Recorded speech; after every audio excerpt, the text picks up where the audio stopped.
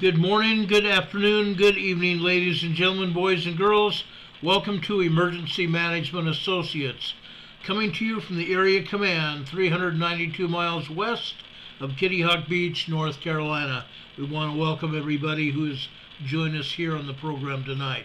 And thank you for being here. We appreciate it. And God bless you all. Folks, as we have been doing for quite some time, we're going to have the Pledge of Allegiance and the United States National Anthem. I would ask now that everyone please rise.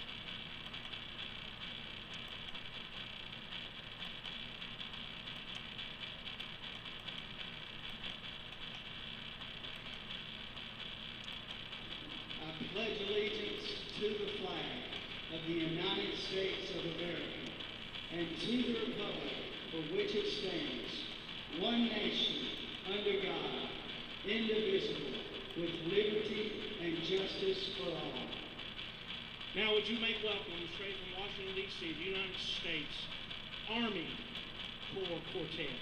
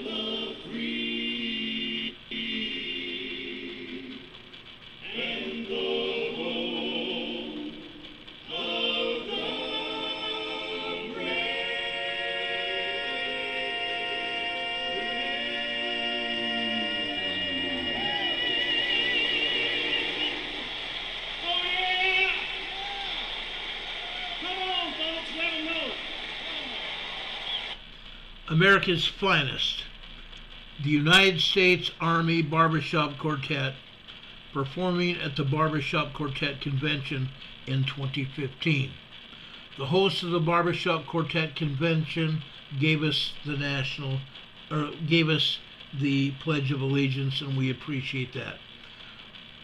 I play this every day as a salute to our military and as a salute to the United States of America, the greatest country in all of the world. The greatest country in all the world that should be setting an example for the rest of the world. And right now it's not doing that. Our military does, however, set the example for everyone. I want to thank all of our military members, no matter where they're at or what they're doing.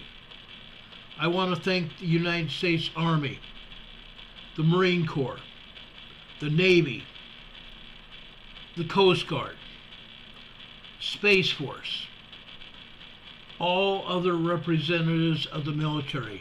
And I also want to thank all of our allied military, wherever you might be. Representatives of other countries, thank you very much for all of your service as well. Thank you all for helping protect the world, because that's exactly what we're doing, helping to protect the world. God bless you all. May you all return home to your families after your tours of duty end. God bless you all, and thank you so much for your service. Folks, I tell people all the time, whenever I see a military member anywhere, when they're wearing a uniform, I make every effort to thank them for their service. When I lived in Sweden, I did the same thing. It was a different story back then, but I still thank them for their service. God bless all of our military members, wherever they might be this day, and thank you all for your service. Thank all of our members of our countries, our leaders, who are supposed to be leading us.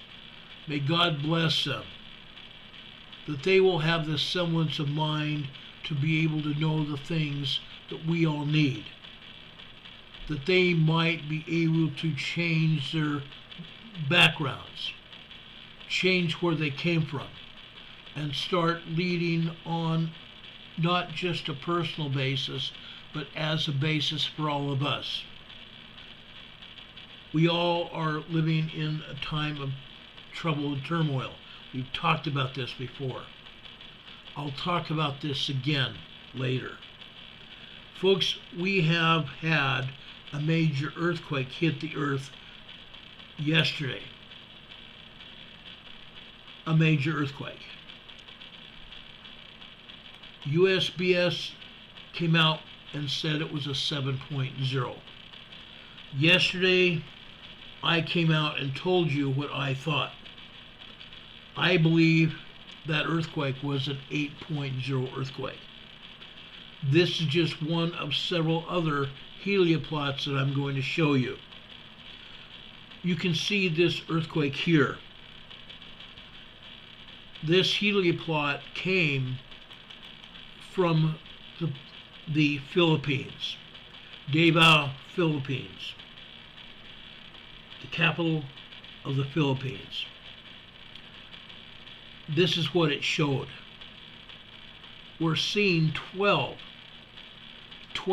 hours of body wave. I made sure that I looked at a lot of helioplots before I came on this program. I wanted to make sure that what we were showing you was the absolute truth. I counted each and every one of these hours after the quake hit. Each one of the horizontal lines here represents 1 hour of time. 12 hours of body wave. 12 hours of body wave. This is from Disney, Florida. Completely on the other side of the world from southwestern China. The story's the same here. 12 hours of body wave. Let's look at Alaska. Not quite on the other side of the world, but this is up in Outpost, Alaska, central Alaska. Again, 12 hours of body wave here. One other place. Let's look at Hockley, Texas.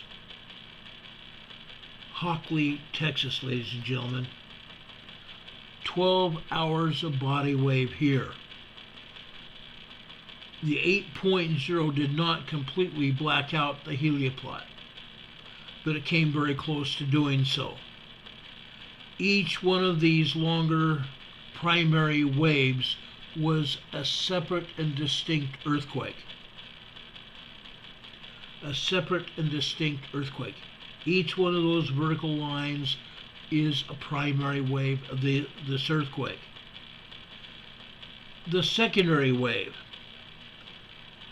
happened immediately after the earth quit shaking with the primary waves. We had a full 1 hour of secondary wave. Then The body wave kicked in, and it continued for 12 hours. 12 hours of body waves equals an 8.0 earthquake. A big deal. A big deal. China has other large earthquakes here before. This is a major earthquake. Anything over a 7.0, 7.0, 8.0, 9.0, 10.0 are considered to be major earthquakes. The 9.0, 10.0 earthquakes are considered to be thrust earthquake, a mega thrust earthquake, where the tectonic plate is subducting under another tectonic plate. That's not the case here. Separate and distinct earthquakes. Let me show you another picture of what happened in China. Okay? This is what it looks like today. Let me enlarge this for you so you can see what I'm talking about. USBS would have us believe that these are all the aftershocks since that earthquake hit. They're not the only aftershocks since this earthquake hit. The blue earthquake in this picture, in this screenshot, is a 5.2 earthquake. There are several other 5.2 earthquakes here. These are aftershocks of the 8.0 earthquake that occurred yesterday morning. A big deal. Look where this earthquake hit. This earthquake hit on a major fault. On a major fault there in southwestern China. With that said, let me close this picture down and let's take a look at the USGS. I want to show you what is exactly going on. I don't ask anybody to believe me at face value. I always try to show everyone what exactly is going on. Everybody needs to realize what is going on. Everybody has the right to full, upright, and truthful information. Everybody has that right. I'm showing you this now. Okay? That's where the earthquake happened. Over here to the east, still in China. This is Kunga, China. This is a 4.2 earthquake. I don't think this 4.2 had anything to do with the major earthquake that happened yesterday. I think this is a completely different place, a completely different earthquake. However, look where these earthquakes, these aftershocks are hitting. Okay? It's along this huge fault. This mountain ridge runs from China over to Tajikistan, Uzbekistan, that belongs to Russia. Folks, these are aftershocks. This area has suffered dozens of aftershocks since this quake hit yesterday. It would be improper even for the USGS to deny that there's been dozens and dozens of aftershocks since that 8.0 hit. They can call it anything they want, but they cannot deny that dozens and dozens of aftershocks have hit this area. People have been killed. A large number have been injured. They're still pulling people from the rubble out of that area. I will give you more information about that as time goes on. We don't see much information coming out of China. Information is very limited. but as information does come out, we will share it here. Richard Smith is talking about a 5.1 hitting Hokkaido, Japan. Yes, 2 hours ago. Also a 4.3 hitting in Kyrgyzstan. This is also just south of this area here. This is huge. This will be reverberating for months, if not years to come. Again, this is an 8.0 earthquake. Okay? A lot of people don't even understand what's going on. I want to make sure that everybody does. Notice where this earthquake hit. Okay? On an earthquake fault. Not on the edge of the plate, but an earthquake fault there in southwestern China. This seismic data is held deep in the crust of the earth, and it's going to follow the earthquake fault all the way from Kyrgyzstan, all the way through Afghanistan, over here through northern Iran, over here also across to the Caspian Sea. The edge of the plate goes through the Caspian Sea to the south. It comes out of the Caspian Sea and continues to head west. That seismic energy is going to go through Turkey.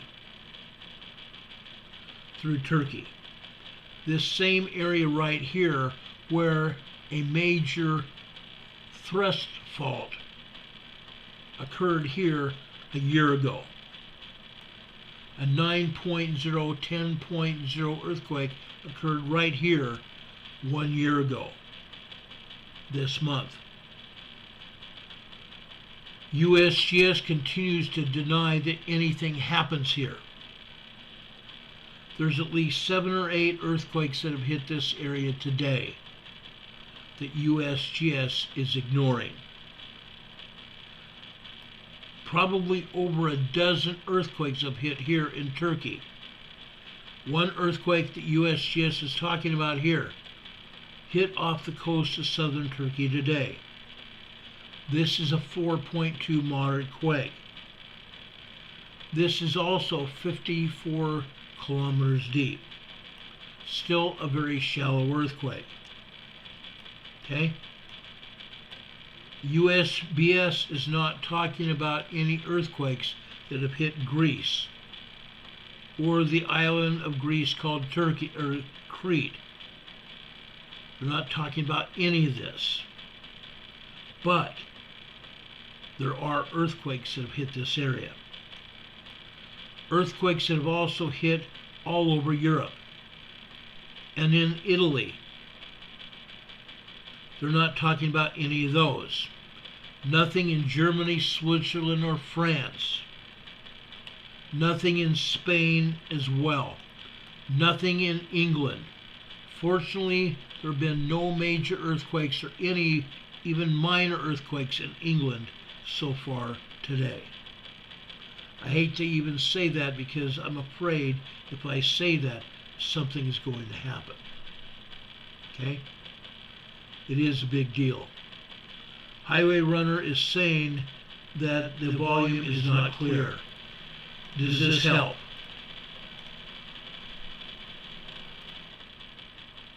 Does this volume help you right now? Demon Catman says 5 by 5 there. Some can hear Ron's fan running in the background. I have ordered a new fan for this laptop and hopefully it will come soon and I can have my computer guy put a new fan in. Highway Runner is saying an echo now. Wow. Is there an echo now? Is this echo continuing?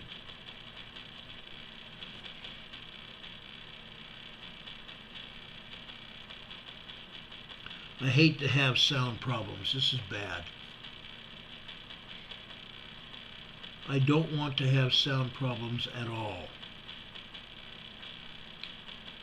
Can anybody give me, oh, Richard comes up with a 5i5, no echo now. Thank you.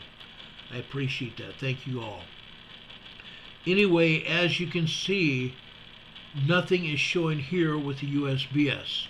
Nothing here in Scandinavia either. Now, I want to go up here. Nothing up here on the Mid-Atlantic Fault up here near Svalbard or Greenland.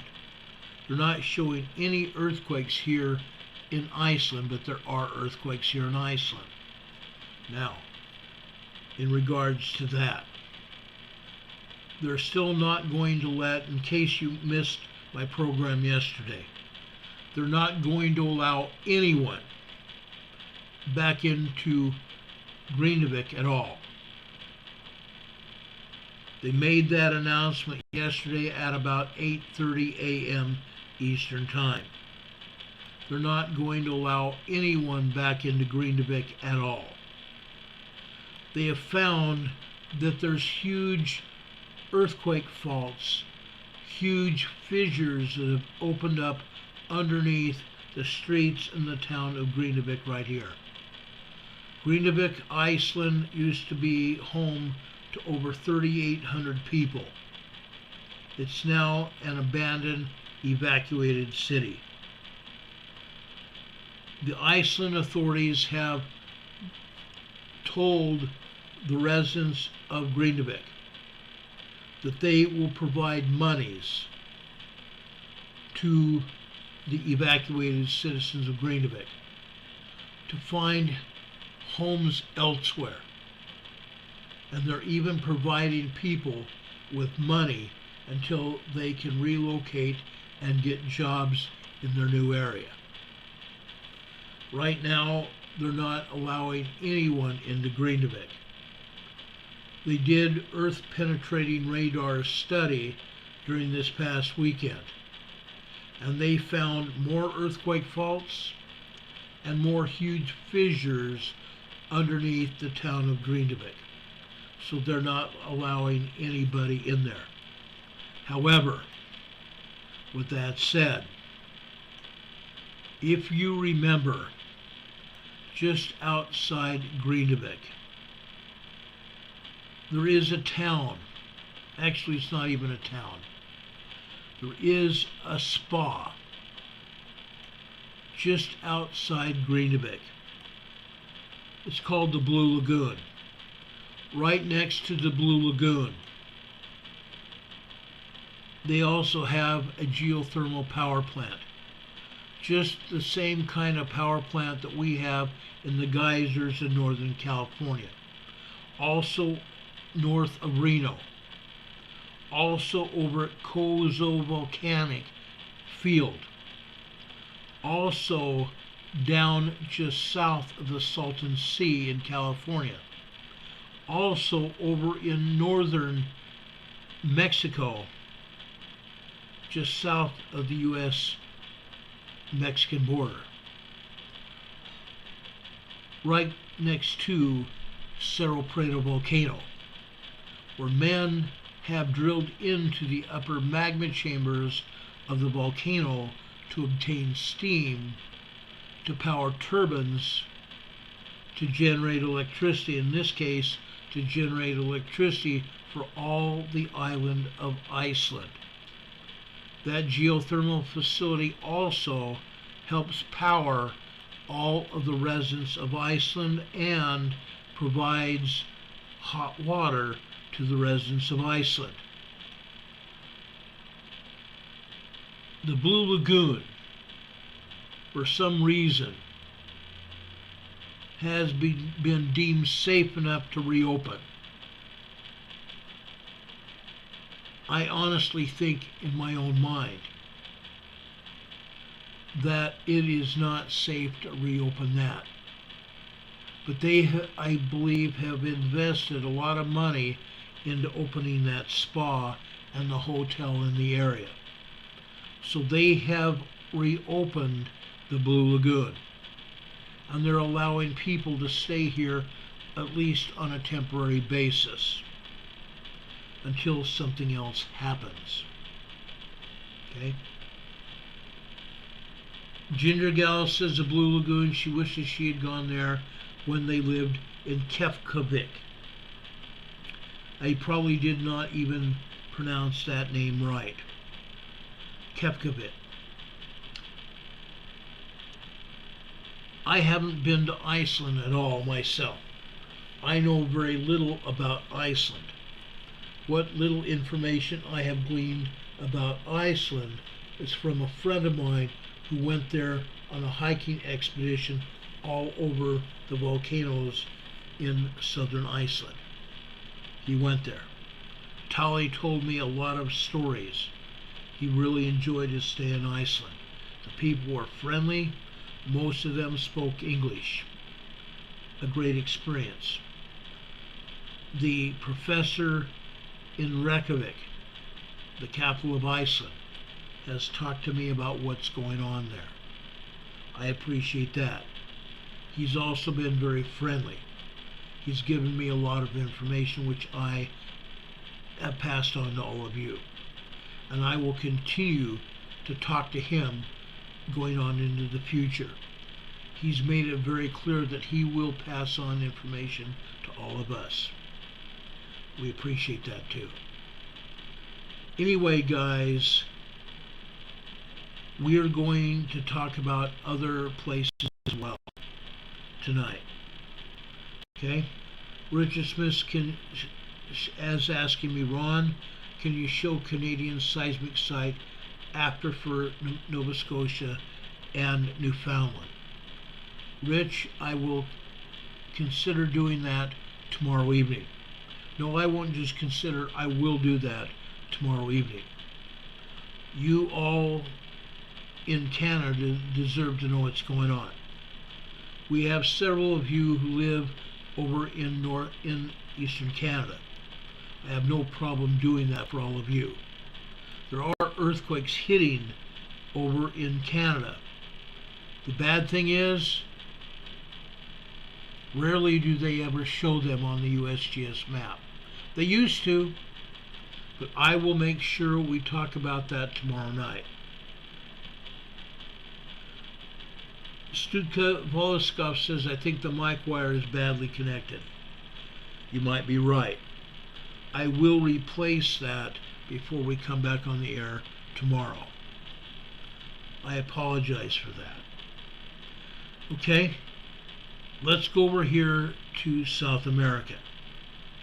We've had a brand new earthquake over here in southern Chile, a 4.7 earthquake. Rango, Chile. This is 154 kilometers deep. That may sound like a very deep earthquake. It's not. It's a fairly shallow earthquake, a moderate 4.7.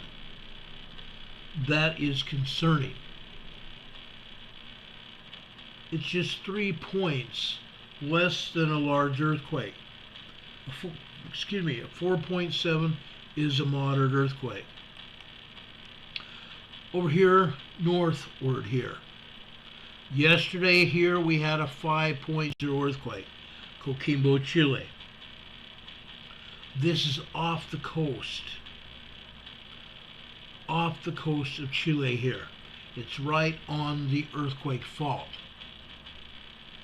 Right on the earthquake fault. This is a 4.6 earthquake. This is also 10.8 kilometers deep. Just over 6 miles deep. Right next to it, we have another 4.3. Like I said, yesterday we had a 5.0 earthquake here. Crazy. Beth Wolf says the bad noise is from the fan. You're right. Hopefully it'll stop. I'm just waiting for a new fan, and I'll have that installed immediately as soon as it comes in. One other earthquake over here on the eastern side of the Andes Mountains. This is a 4.4 moderate earthquake here on the eastern side of the Andes Mountains. Now, I want to explain something. For the most part, there's no one living here in this area in the Andes Mountains. This is a very mountainous terrain. People hike through this area, I understand, on a regular basis.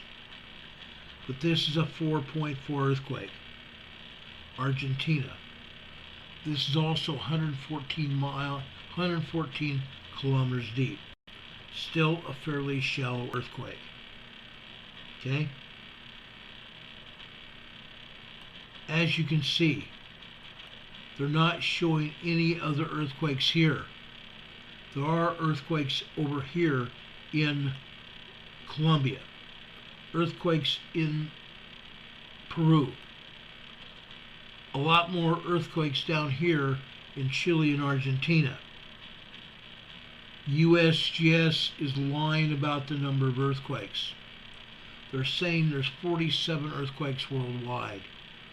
There's many hundred earthquakes all around the world. They started really lying about earthquakes about 10 months ago. And their lying has gotten worse. It really has. Before we get talking about California, our main concern is California tonight. However, there is an earthquake that USGS has said happened over here in the New Madrid seismic zone. This is over in Trimble, Tennessee. As you can see, Trimble, Tennessee is over on the eastern side of the Mississippi River. This is in the New Madrid seismic zone. This is a 2.8 minor earthquake here. This is only 2.5 miles deep, 3.5 kilometers deep. A fairly shallow earthquake here on the New Madrid Fault. 3 years ago, all we had happening here on the New Madrid Fault was 1.5s, 1.7s, 1.2 tremors. This all changed about 2 years ago. Earthquakes started happening, mostly minor earthquakes, 2.0 to 2.9 here on the New Madrid Fault. Occasionally we would get it 3.0. That all changed last year. Suddenly we went up to 3.0, 3.5, and also 4.5 earthquakes here on the New Madrid seismic zone. New Madrid seismic zone is going to explode very soon. There will be a major earthquake here in the New Madrid area, probably within the next 2 to 5 years. Everybody here needs to prepare and brace for what's going on. Okay? You need to brace for what's going on. You folks that live here in the New Madrid seismic zone, you should really consider where you're at. Most roadways here, except for the major highway, going between Memphis and Little Rock. There's a 4-lane highway going in each direction. That whole area is going to break. The highway bridges are going to break. Most other highways are 2-lane, 1 lane in each direction. Not much different than where it was over 200 years ago when the New Madrid seismic zone first exploded. Exploded with what they at the time determined to be a 7.1 earthquake, that now they're saying it was probably more like an 8.0 earthquake here on the New Madrid Fault. Travel was limited after the earthquake happened. Back in the day, it was dirt and gravel roadways. Dirt and gravel roadways between towns and villages here along the fault zone. After the earthquake opened up, huge fissures opened up and down the fault. The Mississippi River ceased flowing for 7 minutes, which created the Reelfoot Lake over in Tennessee right now. The same Reelfoot Lake that we have in Tennessee right now. It could happen again. The whole area was flooded. People died, drowned in the floodwaters of the Mississippi River that backed up, and it actually started flowing in the opposite direction. We talked about this last week. People should brace for what's going to happen. It's going to happen again very soon. People need to be prepared. People need to get very prepared. Millions of people live here on up and down the entire New Madrid fault zone. Millions of people. The main part of the New Madrid fault is right here. It extends from Arkansas and Tennessee up into the state of Missouri. That is where the central part of the fault is. It also extends up here into the Great Lakes. Illinois, Indiana, Ohio, and parts to the east.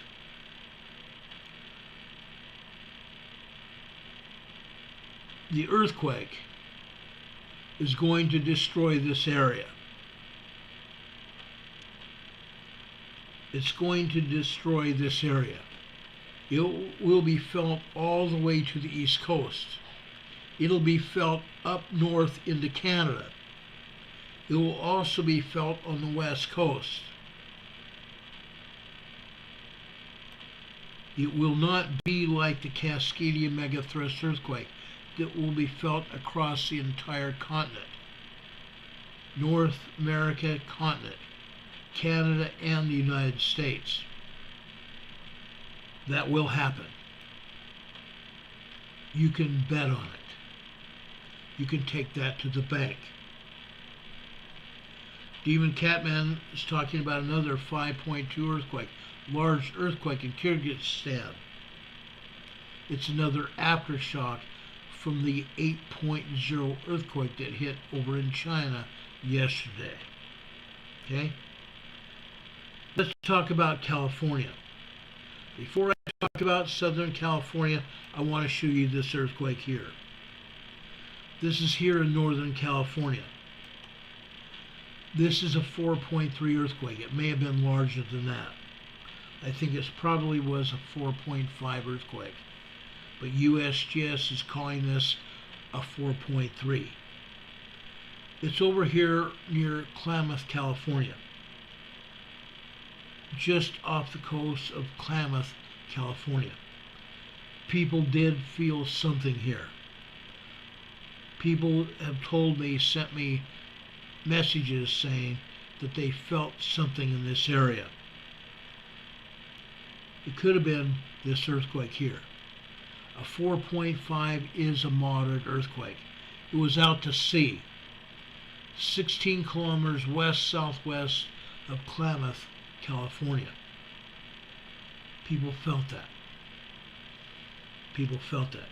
Most of the time when earthquakes hit off the coast, usually people don't feel them because they're 2.5s or even 3.0s off the coast. The ocean waters absorb the shock wave of these earthquakes, and I believe for the most part the ocean waters did absorb some of the shock waves from this earthquake, a moderate earthquake. This is also 35.7 kilometers deep. Still a fairly shallow earthquake, but this is still part of the Cascadia subduction zone. Part of the same Cascadia subduction zone region. another earthquake here today. Okay? A lot more earthquakes have hit there, but they're not telling anybody about it. Okay? They stopped talking about it. It's like they don't even know what's going on anymore. Folks, I want to be here. I want you to know what's going on here in California. Today, we're going to talk about Southern California right here, from Santa Barbara south to San Diego. From Santa Barbara south to San Diego and points east over into the Imperial Valley around the Salton Sea. This is going to be the remainder part of our discussion. Then there's something else that I want to tell you about before we end this program tonight. There's a lot of stuff going on that everybody needs to be aware of. A lot of things. It's not just one thing, it's a lot of things. And everybody needs to know what's going on. Everyone needs to prepare for what is happening. I promise you, very soon, when this earthquake hits, and it will be a major earthquake hitting here in Southern California. Count on it, guys. Count on it. It's going to happen. Right here. Folks, this is Baldwin Park, just northwest of Los Angeles. Baldwin Hills. It used to be called Baldwin Park because it was up in the mountainous region northwest of Los Angeles, covered in trees and hills. They bulldozed the trees and hills down. Now it's nothing but huge monster park of oil and gas pumping operation. Pumps and jacks all over the hillside here in the Baldwin Hills. Okay, first off, notice the increase in seismic activity.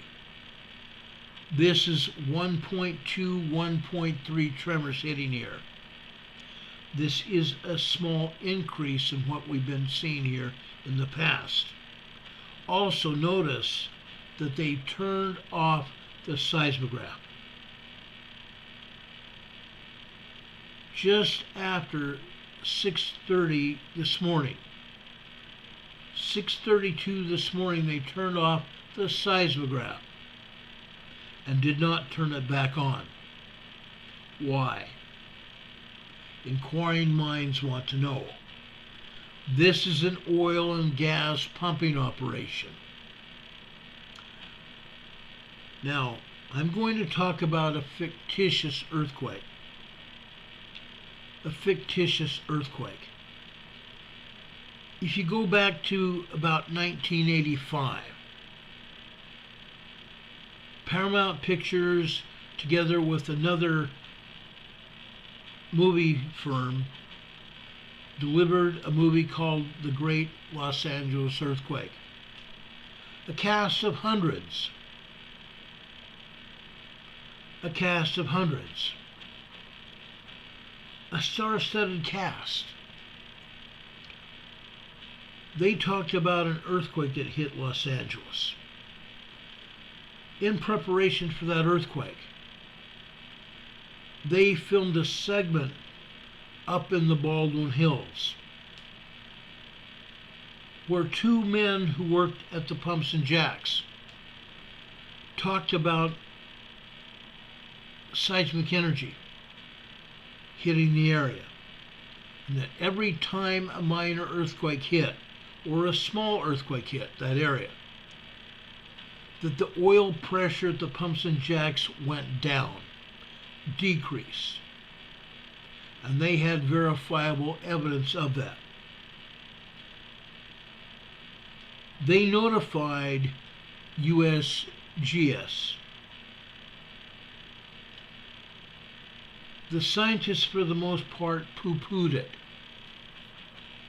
because they know what that means, that a large earthquake is coming when the oil and gas pressures coming out of the ground decreases, meaning there's movement in the earth. They knew it. Now, folks, even though that earthquake movie was fictitious, it was based on pure science. At the beginning of the movie, they had one supposed scientist, an actor, travel down to Bombay Beach at the Salton Sea. He opened up a shack where a seismograph was. He pointed a laser to the opposite side of the Salton Sea, over to the mountains on the west. Those are the Chocolate Mountains. He focused the laser to a point on the Chocolate Mountains. And he also reported into the USGS in Los Angeles what he found. That the seismicity at the Salton Sea was moving. There were earthquakes and seismic activity down there at the Salton Sea in the Imperial Valley of California. Even over there at the Salton Sea, it can have an effect on what happens in Los Angeles. The last time we had a large earthquake down here in the Imperial Valley, it was felt in Los Angeles. On April 3rd, 2010, on the southern end of the Imperial Valley, and just south of the Imperial Valley, in Guadalupe, Victoria, Mexico, they had a 7.1 earthquake. And now we believe that also was larger than what they said it was. There was major damage on both sides of the border. In Mexicali on the Mexican side and Calexico on the U.S. side. Buildings collapsed. People's lives changed. Major damage all over the Imperial Valley. It also shook hugely, and that's my own word, hugely over in San Diego. I just happened to be there for a disaster drill. We had to go real world. We had to go real world. On our communication walkie-talkie systems and the ham radio, which we had available to us. We went real world, meaning we stopped the drill and we addressed what was going on in San Diego when the earth shook. April 3rd, 2010, Easter Sunday. Huge skyscraper shook. Glass from the skyscrapers hit the ground on the pavement, shattering in a million pieces, literally, all over the city of San Diego.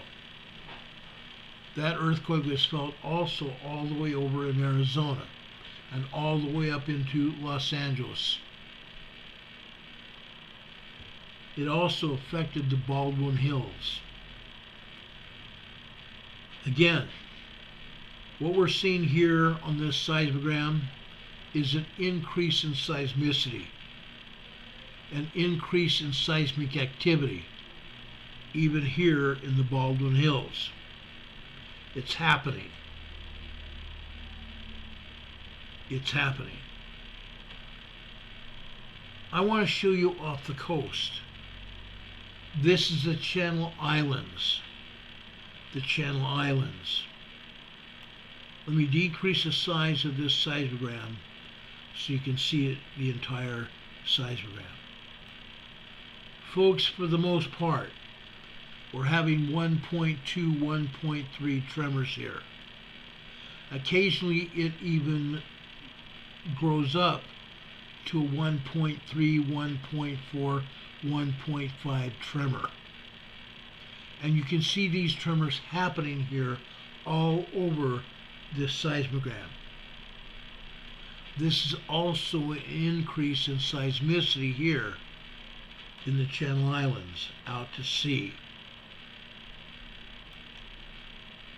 I want everybody to be fully awake on this. It's happening.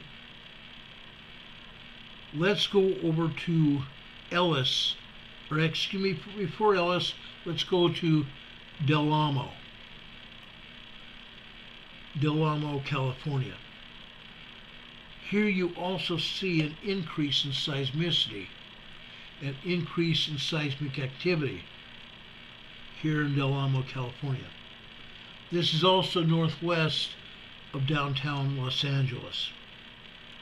Here we're seeing a lot, not just occasionally, but a lot, of 1.5, 1.6 magnitude tremors. This isn't just occasionally. This is constant tremor activity.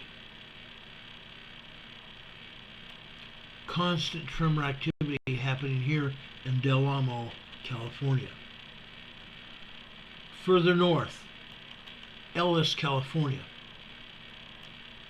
We're seeing a lot of tremor activity. However, look what they're showing us here. This is after 6:30 a.m. this morning.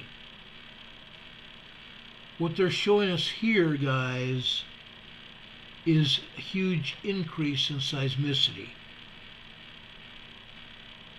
It's gone from tremors here to full-blown 2.0, 2.5 earthquakes here. Approximately 6:40 this morning. 2.0, 2.5 earthquakes.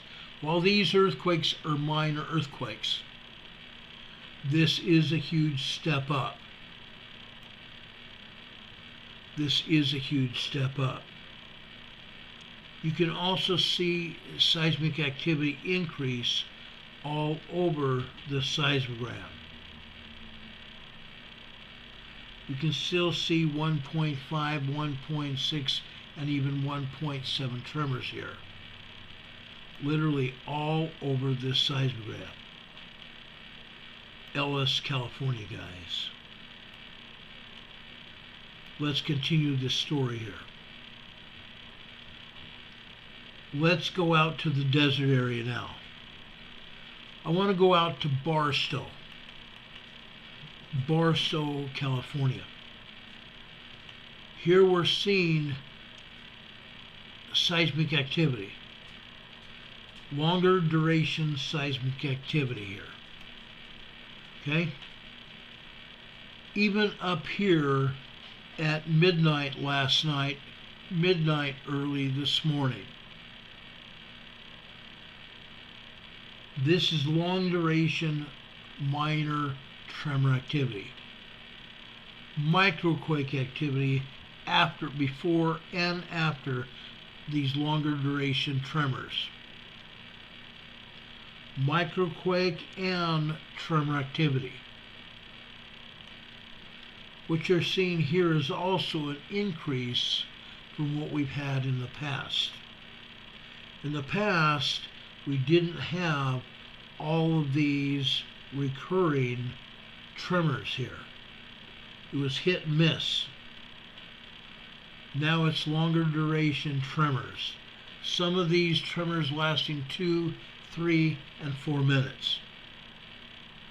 Some of them longer than that.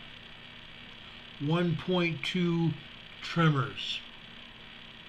1.0 going up to 1.2 tremors here. While this doesn't seem too bad, this is also an increase in activity out in the desert of Barstow. This is the San Andreas Fault out there. The San Andreas Fault is about to bust. The San Andreas Fault is 200 plus years past busting. The last time it broke was about 235 years ago. Since then, seismic activity has been accumulating here. Seismic activity has been accumulating. When it releases, it does not release just in tremors. A tremor is just activity letting the scientists know that the activity exists. This is not a release of seismic activity. This is not a release, but a warning. A warning that something more is going to happen. Let's go out to Lancaster, California. This is what they call the Fox Airport. Look at the tremors here. This is still an increase in tremor activity here at Lancaster. 1.2, 1.3 tremors. They're happening more often. We're also seeing a little increase in duration of tremor activity. We were not seeing duration earthquake activity. Duration tremors. They're starting here now. Again, the San Andreas earthquake is letting us know that it is alive and well, even here in Lancaster. Let's continue. Okay? I want to go out to Orange County, out in the desert. This is Hemet, California, Orange County. What are we seeing here? We used to see almost nothing before. All we had here before was microquake activity. Very tiny, not saying much at all. Now look what's happening here. We're having full-blown tremor activity. Even long-duration tremor activity. You can see it here. It's all over this seismograph. This tremor activity has also gotten up to 1.5, 1.6 tremors. It may get even stronger than this, even up to minor earthquake capability. Right now it's just under minor earthquake.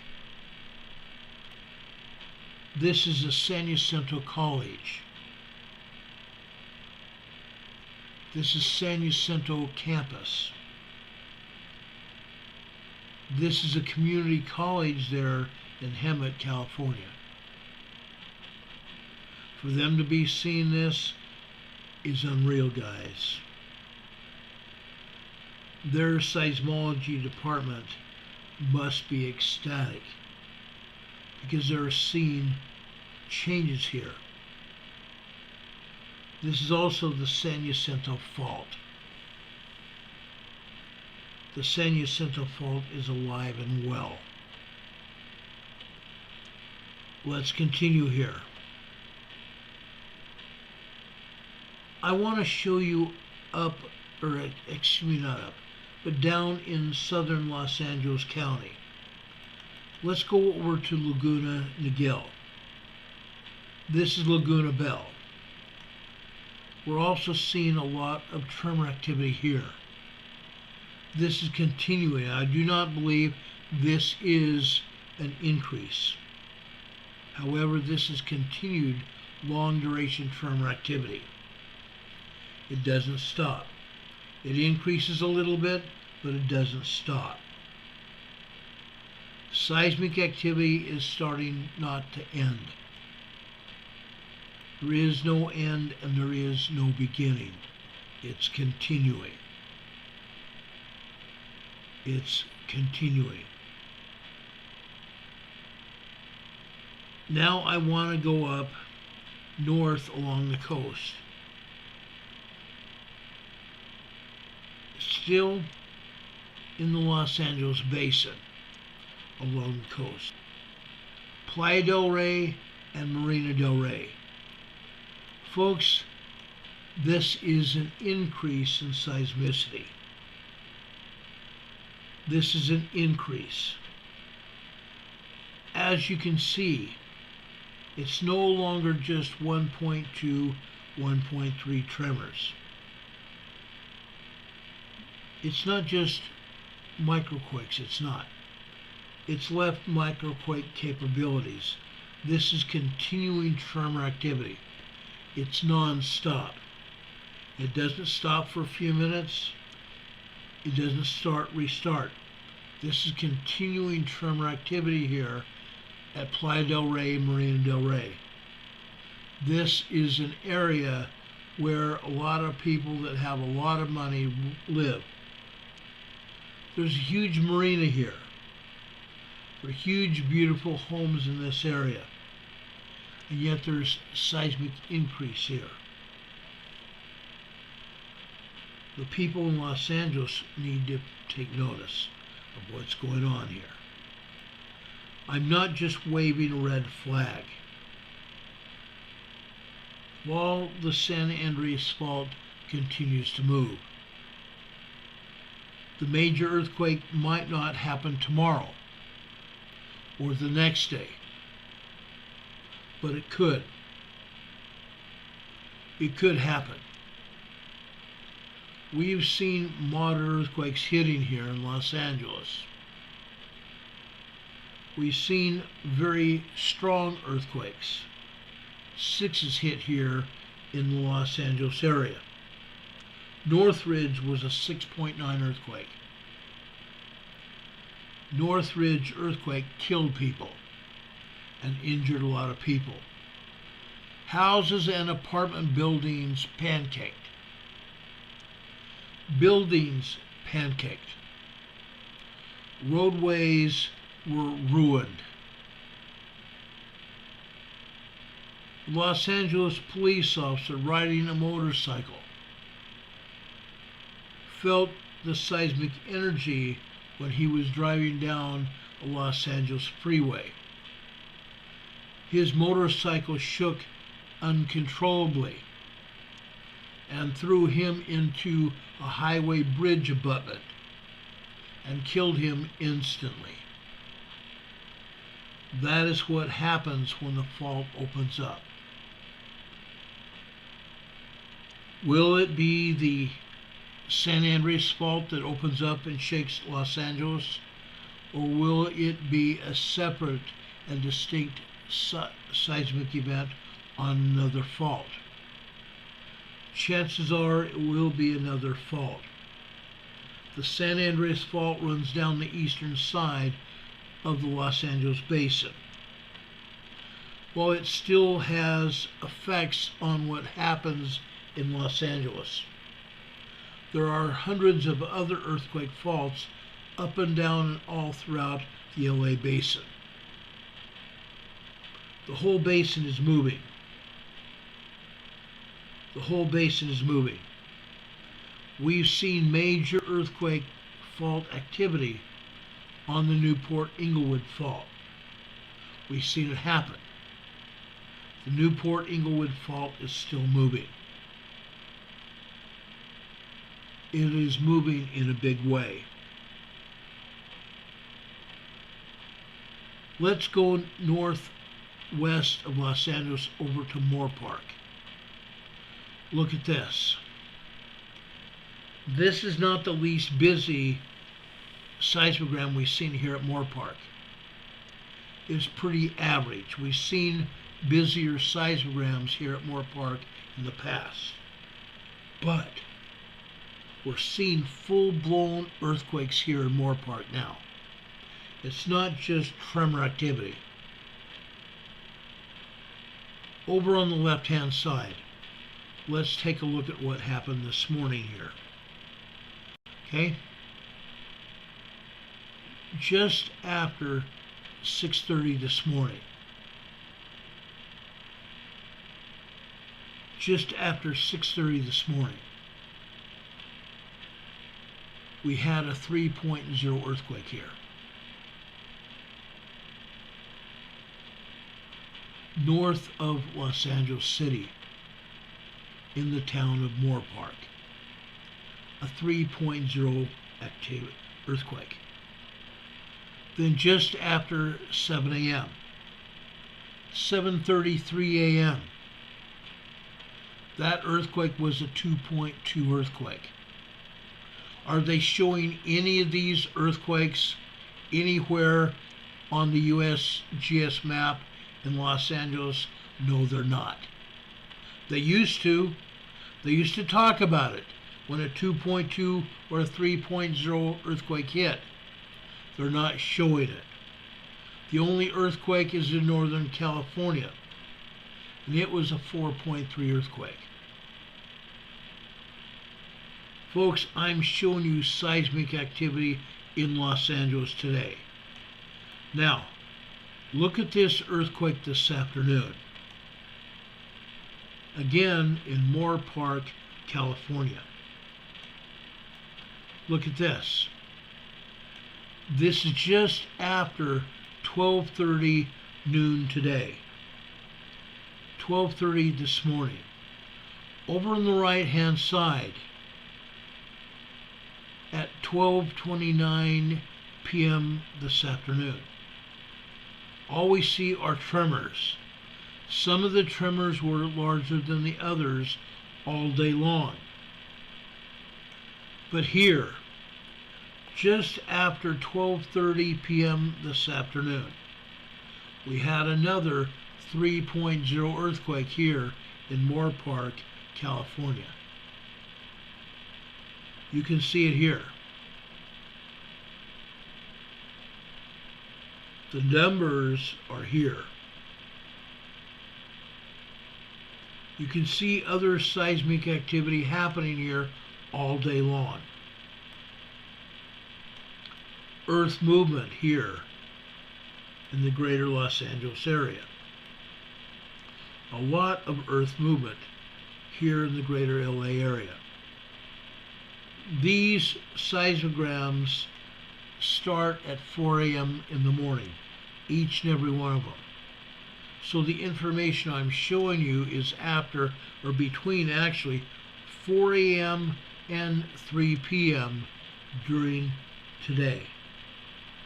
During the day today. Let's continue.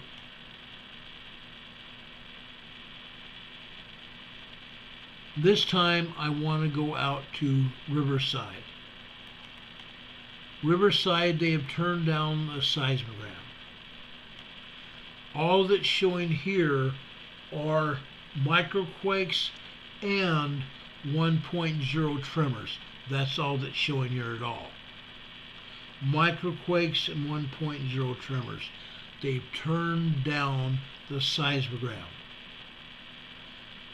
Up until a year ago, Riverside was showing good-sized tremors, even upwards of 2.0 earthquakes in Riverside. They're not showing that any longer. Caltech is responsible for these seismograms. They've turned down the seismogram. While there's still activity in Riverside, they're certainly not allowing anybody to see what's going on. Nobody. Nobody know how. Let's take a look at Rio Hondo. Rio Hondo. There's a slight increase in seismic activity here, especially this afternoon. Rio Hondo goes up and down. One day we may see earthquakes hitting here. One day we may see an increase in seismic activity, meaning tremors, larger tremors, 1.5, 1.9, even up to 2.0 earthquake. Now, they're not showing that.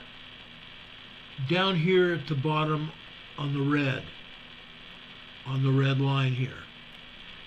Let me move this up so you can see it. This red line here is 1:15 p.m. this afternoon. All you're seeing here are 1.2 tremors. All we're seeing here on this afternoon are 1.2 tremors. That's it. Unreal, guys. We've seen larger seismic activity here as well in the past. But again, they don't want to be honest with anybody. Heaven forbid they tell us exactly what's going on. I don't believe they're ever going to be honest. Downtown in the city of Los Angeles, they're not being honest with us here either. The seismograph has been turned down. All we're seeing here are 1.0 tremors. That's it. Nothing larger. We've seen larger tremors in the past. But again, they're not being honest with anyone. Period. I hate even admitting that. Going out to Mira Loma on the east side of Los Angeles.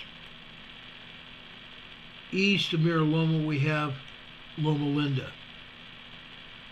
What you're seeing here in Mira Loma is an echo of what's happening at Loma Linda. We're seeing an increase in seismicity here this morning. This afternoon is somewhat different. This morning, between 7 a.m. and 8 a.m., there was an increase in seismic activity. It's tremors. It's tremors. After 7:15, about 7:11 a.m. this morning, we see a 1.5, 1.6 tremor, an increase. And then about a moment later, another 1.5 tremor after that. Yes, there was an increase in tremors off and on all day long. But then this afternoon happened here. After 12 noon. What happened? They turned off the seismograph. There's no other information here after 1 p.m. this afternoon. Nothing. They decided that no one needed to see anything else. So they turned it off. Mira Loma, we've seen earthquakes here. 3.0 earthquakes here 2 weeks ago. 3.2 earthquakes here 2 weeks ago. Now they're hardly showing anything here. What a joke that is. Folks, I want to go over here to Light Hype. Over here near Long Beach. Look what we're seeing here. This seismogram here is almost the same that we had here last week, except there's a small decrease in seismic activity. Last week we had 2.0 earthquakes hitting here, almost continually all day long. Now a 2.0 earthquake is a minor earthquake. Most people will not feel that. Most people won't feel a 2.0 earthquake anywhere until it becomes at least a 2.9 or even a 3.0, 3.5 earthquake.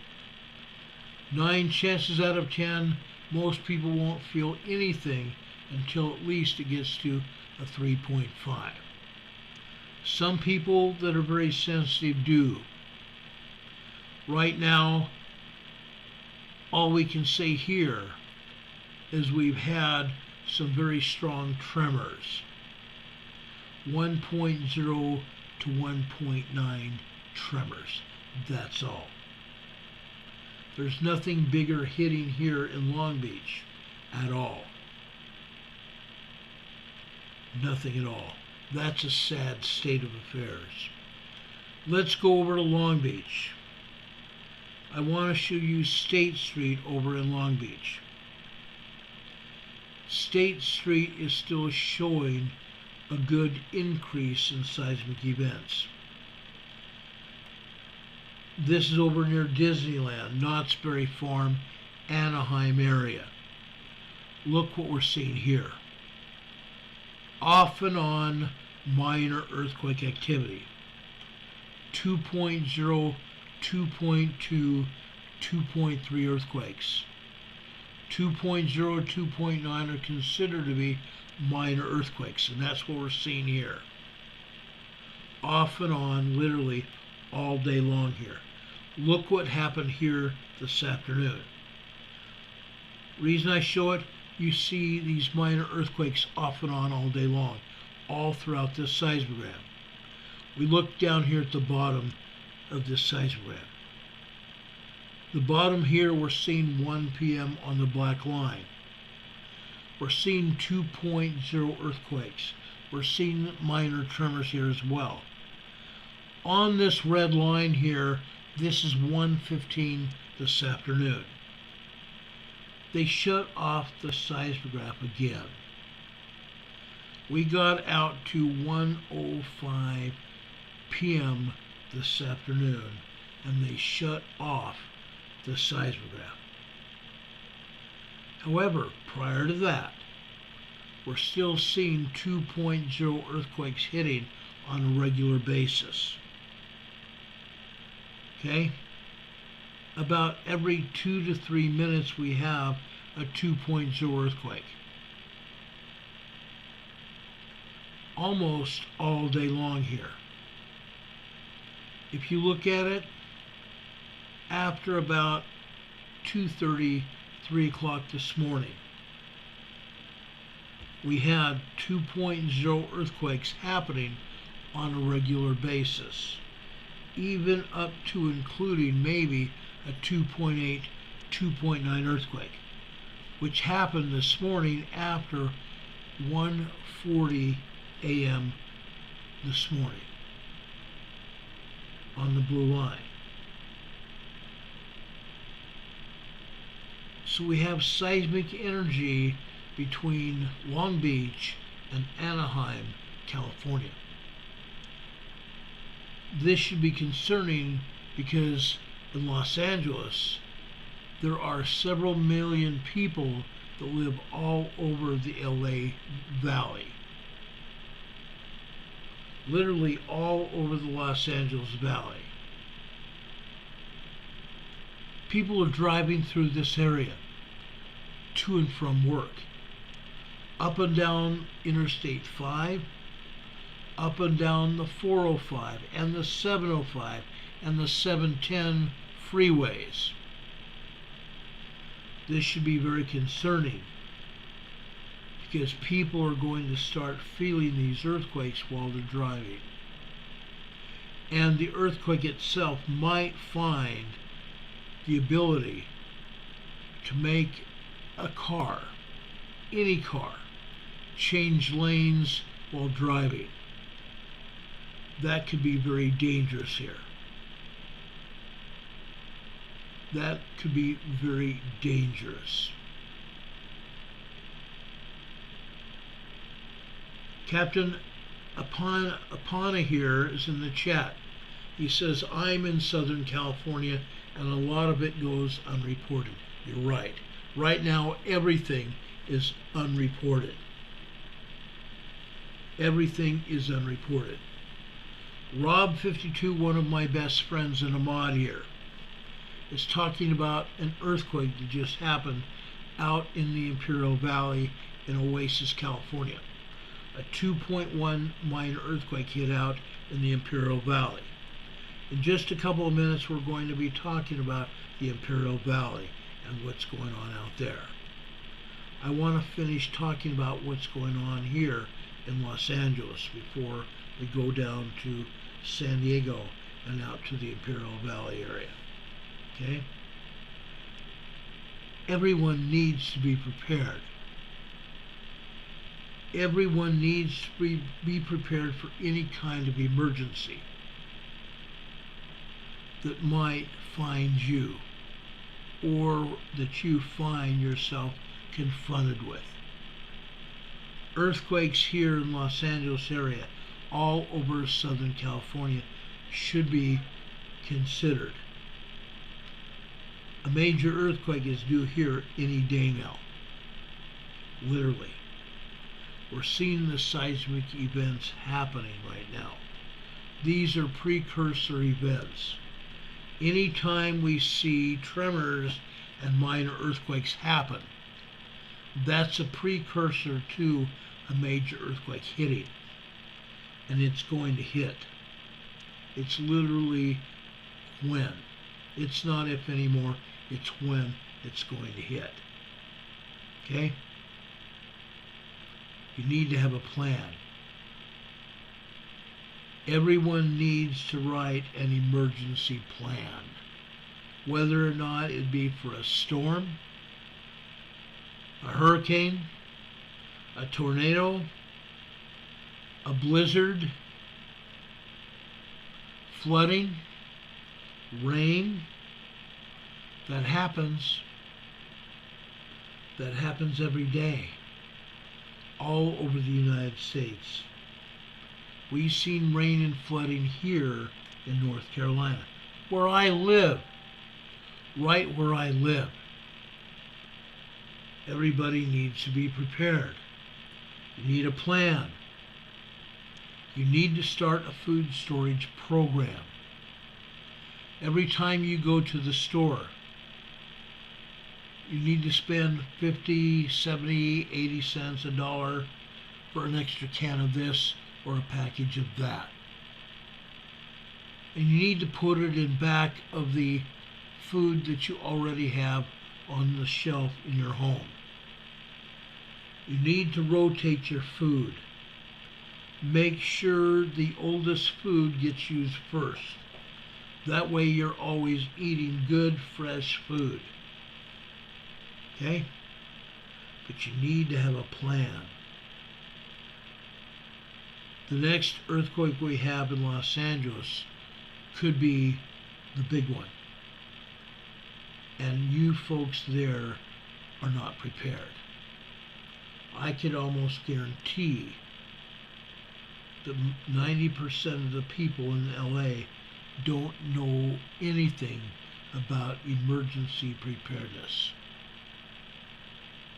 Guaranteed. Guaranteed.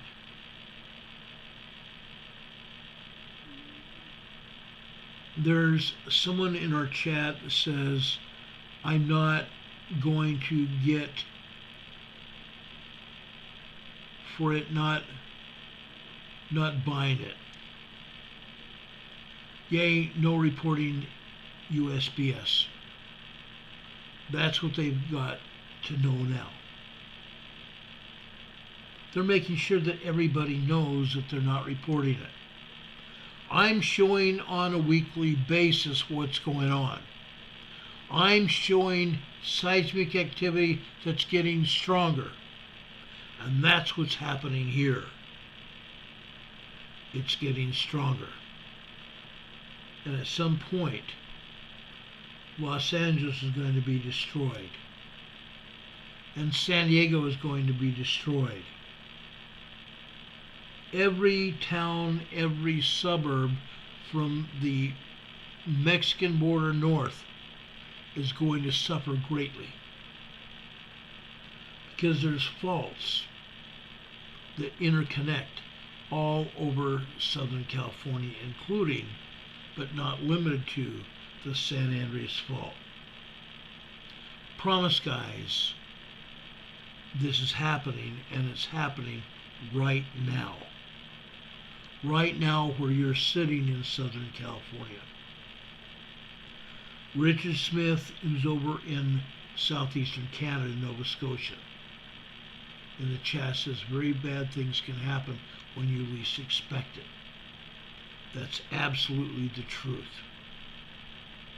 You can take that statement to the bank. You can take it to the bank.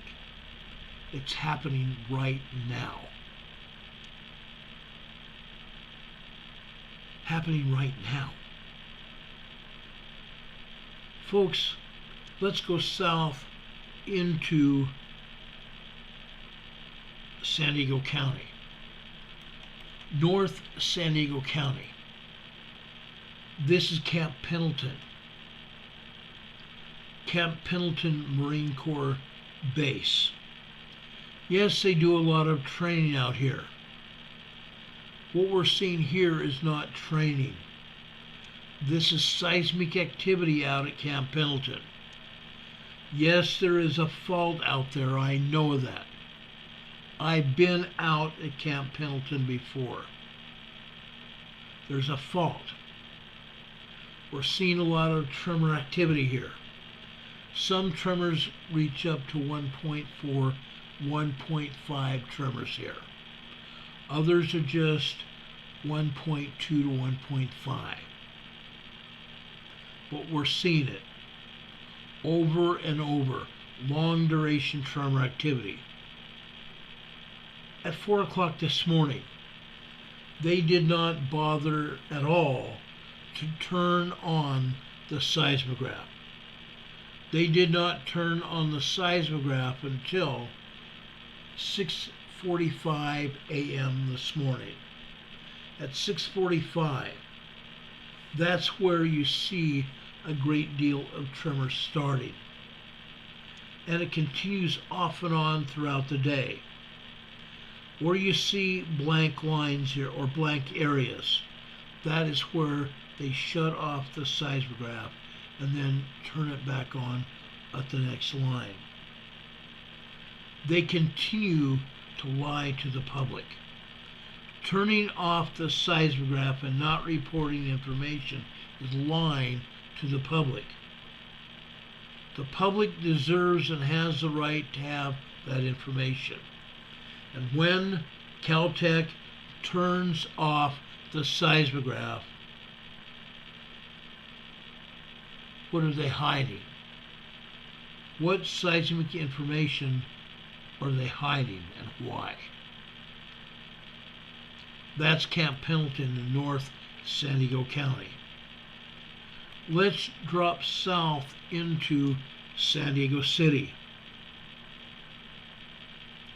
I guarantee cotton picking to you that there's earthquake activity in San Diego City. This is San Diego Mission Control in the city of San Diego. This is just north of downtown San Diego. This is Mission Valley. The seismograph is located in San Diego Gas and Electric Building. It's called Mission Control. As you can see, there are tremors happening a lot. Up at the top, we have microquake. Microquake activity. Very little of anything's going on. Occasionally you'll see a 1.1, 1.2, 1.3 tremor here. That's what we're seeing all throughout the day here at San Diego Gas and Electric here. You also should know that the earthquake fault here that passes underneath the San Diego Gas and Electric building here in Mission Valley, this is called the Rose Canyon Fault. The Rose Canyon Fault connects with the Newport Inglewood Fault just off the coast of Los Angeles. The Rose Canyon Fault enters San Diego County in Encinitas, California. We may have people that live here in Encinitas, California that are in the chat tonight. Sometimes we have had residents of Encinitas here. The Rose Canyon Fault goes eastward into Encinitas, but it still follows the coastline of San Diego City, all the way down into Mission Valley. Then Rose Canyon Fault goes into San Diego City itself. It comes out at the harbor of San Diego. Okay? The Rose Canyon Fault is capable of a 7.5 earthquake. A 7.5 earthquake. That's the same size earthquake we are expecting over in Los Angeles. Think about it. Think about it. Let's go east into San Diego County. I'm only going to share a few earthquakes here, seismic activity in San Diego County. Okay?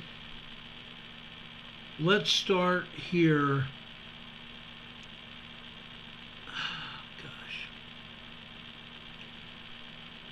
I want to stop over here in Santee, California.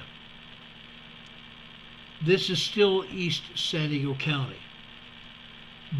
Santee is basically the desert area of San Diego. That's where the desert area starts and goes east. El Cajon is east of Santee. Lakeside is east of El Cajon. Lakeside, at least, we have some mountains that start growing up until before we go into Imperial County of California. This is East San Diego County, Santee, California. This is the roads division of the city of San Diego. All we're seeing here is microquakes and tiny tremors here. 1.1, 1.2 tremors, and that's all. That's it. Microquakes and tiny tremors over in Santee. Let's go further east from Santee. Let's go over into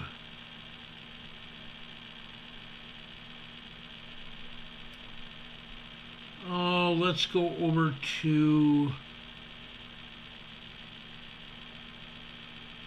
before we go completely east over the Chocolate Mountains, let's take a stop into southeast San Diego County. This is Campo Elementary School, or Campo Elementary School, pronounced in Spanish. Campo is a town, a very rustic town in San Diego County. Most people in Campo speak Spanish. I've been there. The San Diego Railroad Museum has some old railroad equipment out here. An old locomotive and a bunch of boxcars sitting on a railway here in Campo. The seismograph is sitting at Campo Elementary School in Campo, California. Look what we're seeing here. 1.1, 1.2, and occasionally even a 1.3 tremor here. This is a lot of activity in Campo. This is the most activity I have seen in Campo, California in quite some time. Usually all they have are just tiny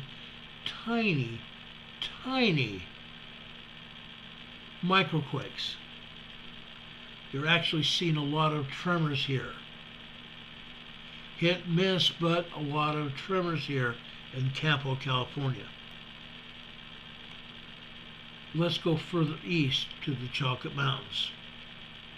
I'm going to show you Cuyamaca High School. Cuyamaca High School sits at the top of the Chocolate Mountains. Look what we're seeing here.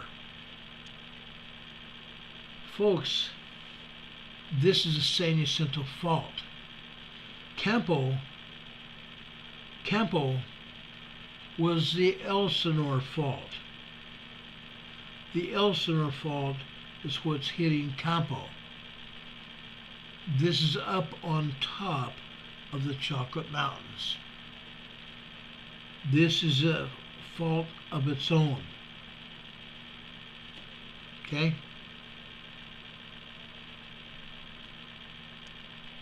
The San Jacinto Fault.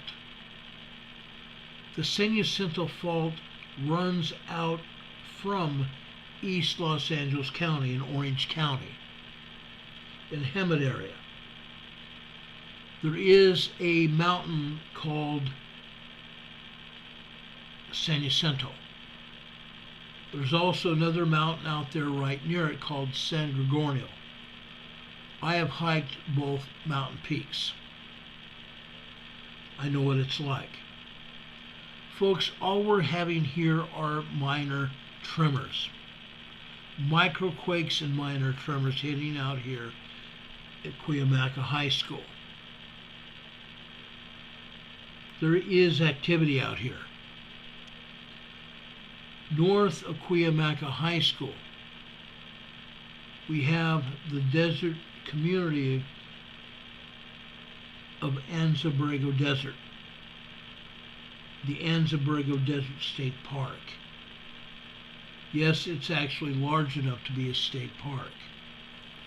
All we're getting out in the Anza-Borrego Desert area are tremors. A lot of tremors. Usually there's a lot more than there are now. I did not show you anything out in the Anza-Borrego Desert because there's nothing to show you. Either the agency has turned off the seismograph or there's nothing going on at all. And I find it appalling to even tell you that there's nothing going on because I know there is. There have been a lot more earthquakes and tremors in the Anza-Borrego Desert area before now. When they stopped reporting it, it showed up on the USGS map as nothing. Prior to that, we had tremors coming out of Los Angeles. Now it shows nothing. This is the closest to something that we can get. Cuyamaca High School. This just proves there's seismic activity up and down the San Jacinto Fault. Even earthquakes that we've had over at Palomar Mountain, which are in North San Diego County, north of Escondido. Palomar Mountain sits at over 700 feet high. 700 feet plus, I'm sorry, not 700 feet, 7,000 feet above sea level is Palomar Mountain. I've been up and down all over that mountain throughout my life as a scout leader and by myself personally. My brother and I know every nook and cranny of Palomar Mountain. We've been there, done that. Let's continue east. Okay? I want to show you the Imperial County. Let me turn off the seismograms here that I'm showing you. I want to show you what is happening and where the Imperial County is. Most people don't know. Okay? So let's go back here to the USGS map here. Okay? You need to know this. Nobody else is going to tell you. Nobody else is even going to give you the time of day. Now, the Anza-Borrego Desert area is right here, east of San Diego. It's East San Diego County. North of there is the San Bernardino Mountains. Idlewild. Idlewild is in the San Bernardino Mountains. All we have here in Idlewild are tremors. Here in the Anza-Borrego Desert, usually we have tremors and minor earthquakes. But again, they're not showing us anything at all, which is appalling to me. Over here, this is Palomar Mountain. Palomar Mountain is right here.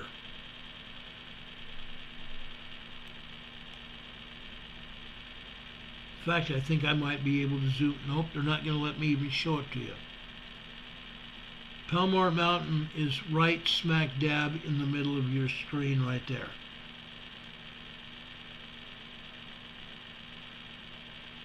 Demon Catman says, please reduce your size of your screen. Okay. I've done that. Dan Santella says his friend in Hemet, California got woke up to a good jolt. Yeah, they get those there. 2.0, 3.0 in Hemet, California. And yet, the USGS is not showing anything at all. A 3.0, 3.5 jolt in Hemet. Go figure. Yes, it does happen. Okay? It does happen.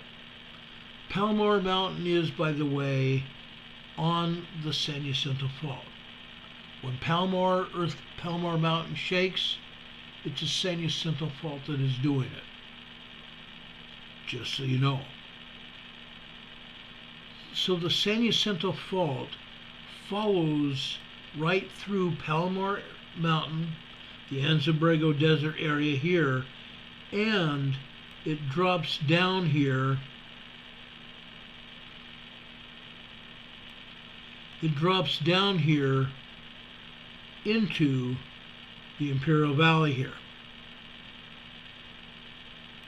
It drops down here into the Imperial Valley. You can see it here. Right there. You can see the San Jacinto Fault going. It runs down the eastern side of the Chocolate Mountains. The San Andreas Fault runs all the way through California. Here it enters the Imperial Valley. Here in the Imperial Valley, they term it the Imperial Fault. The Imperial Fault. Rob52 told us about a 2.5 earthquake over here in Oasis, California, right here. This is Oasis, California. Okay? Just so you know. Over here, on the northeast side of the Salton Sea. This is North Shore Salton Sea. Usually we have tremors out here at the North Shore of the Salton Sea. It's a pretty good sized community here. It could be 2,000 or 3,000 people now at North Shore Salton Sea. As we follow the Salton Sea down here, we have the Imperial Fault, the San Andreas Fault. Right here is where the San Andreas Fault starts going underneath the Salton Sea. This is Bombay Beach. This is Bombay Beach, California. We usually have a bunch of earthquakes right here. I'm sorry, that wasn't Bombay Beach. This is Bombay Beach right here. No, I'm sorry, that's North Shore. This was Bombay Beach down here. Okay? The Imperial Fault goes underneath the Salton Sea here at Bombay Beach. We usually see a lot of earthquakes here at Bombay Beach. Okay? Then the Imperial Fault continues underneath the Salton Sea until it comes out right here. Calipatria, California. Calipatria, California. I can't show you the seismogram from Calipatria any longer. Caltech turned it off. Caltech and USGS turned off the seismograph at Calipatria. They have been showing less and less seismic activity at Calipatria because usually after 10:30 at night they had been turning off the seismograph completely, and they didn't turn it on until 7 a.m. the next morning. So we went over 8 to 9 hours without any seismic activity at Calipatria. But we still saw 50 to 100 earthquakes. 50 to 100 earthquakes every day at Calipatria until they turned it off. That's why they turned it off, because I have been calling them on the carpet about it. Or I should say we are calling them on the carpet for not turning the Calipatria seismograph on and keeping it on. Up until about April of last year, we're getting good readings from Calipatria until they decided to turn it off for 8 to 10 hours. Next, I want to show you another location here. This is Westmoreland, California. This is over here on the southwest side of the Salton Sea. Okay? Westmoreland, California. We're going to go further south here. I'm going to be talking to you about Imperial, California. The town of Imperial. The town of Imperial, California. The town of Imperial is about 4,000 or 5,000 people.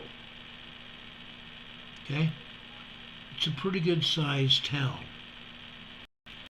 Then we're going to also tell you about El Centro, California right here.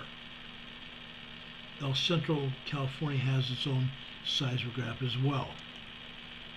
Northwest from El Centro is the famous El Centro Naval Air Station. I taught military police officers how to investigate traffic accidents out here at El Centro Naval Air Station. There are also some police officers from various communities here in El Centro area and over at other places here in the Imperial Valley.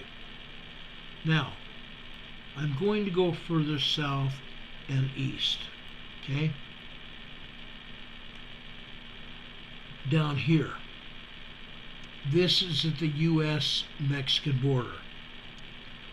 Mexicali is on the north side. Actually, Mexicali is on the south side.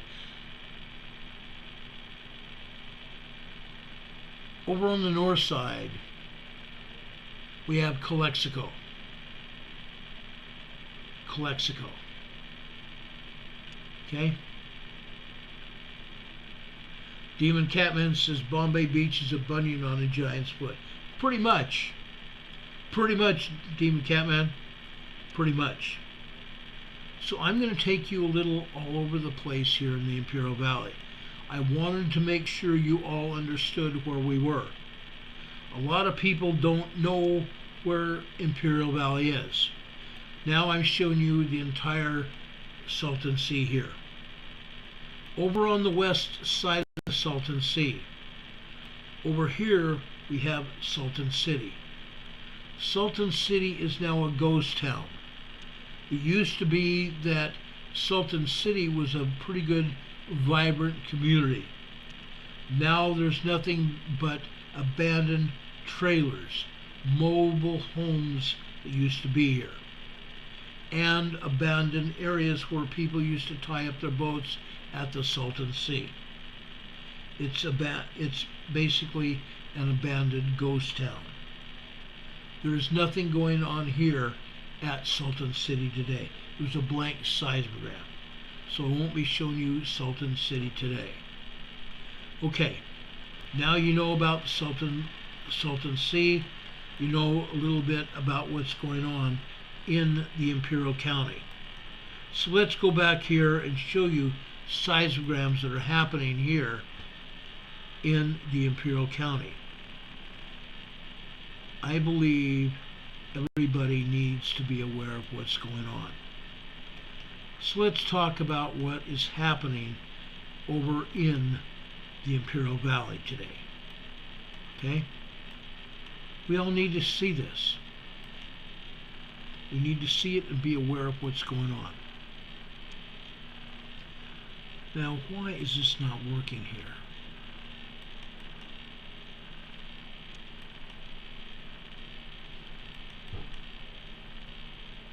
Okay, there's more than one way to skin a goose here.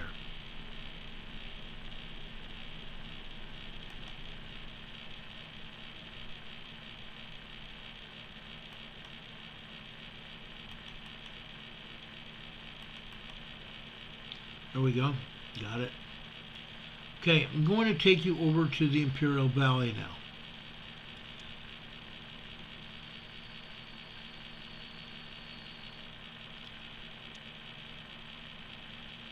I want to show you the town of Imperial first. This is down in the valley itself. The town of Imperial.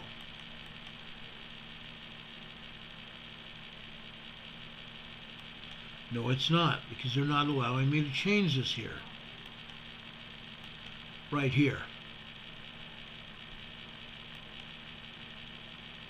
This is the town of Imperial, in the Imperial Valley here.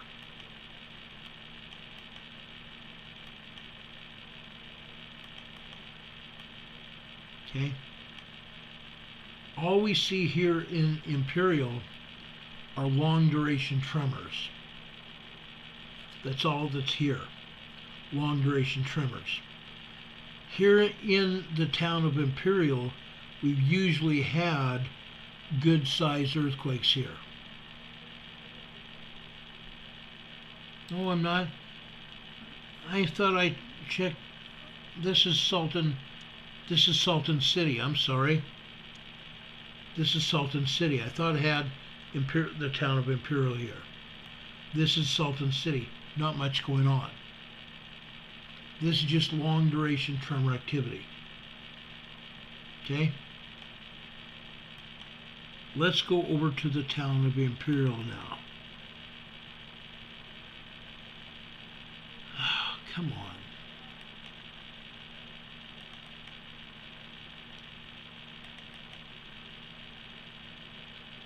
It's making it hard here. I don't know why.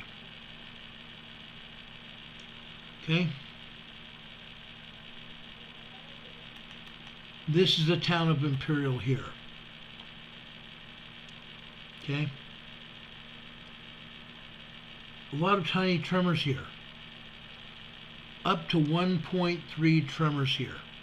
Yes, there's a bunch of microquakes here as well, but here we have tremors all over the place, and long duration tremors as well. That's quite a bit of activity here at the Imperial Valley. Huge activity. Okay? Tremors all over the place here. Now, let's go over to Westmoreland. I want to show you Westmoreland here.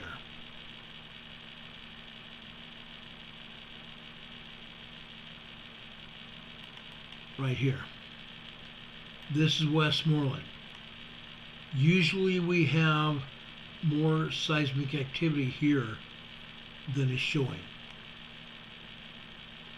This is just tremor activity.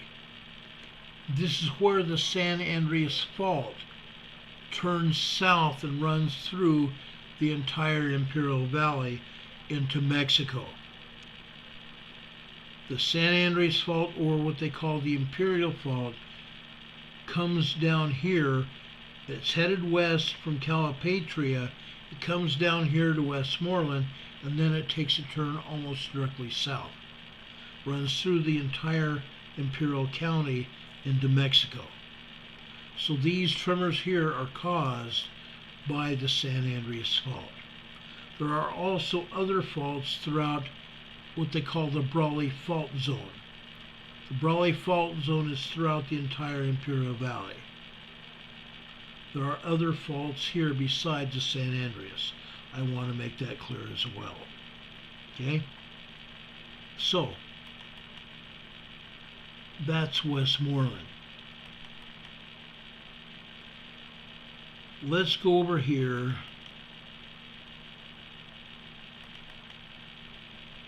to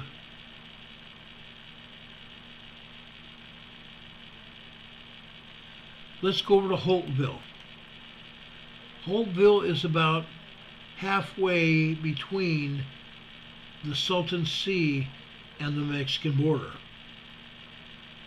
The seismograph is located in the Salton Sea Desert Research Station in Holtville, California. Years ago, back in the 70s, early 70s, I attended a speech and debate contest here in Holtville. Yes, I did win a debate down here in Holtville. Folks, all we're seeing here are tremors. Down at the bottom on the green line here. Okay? Let me enlarge this so you can truly see what we're talking about here. Down here on this green line. This is 12:45 over on the left-hand side. So over here, we have 12:55 p.m. this afternoon. This was a 2.4 magnitude earthquake here.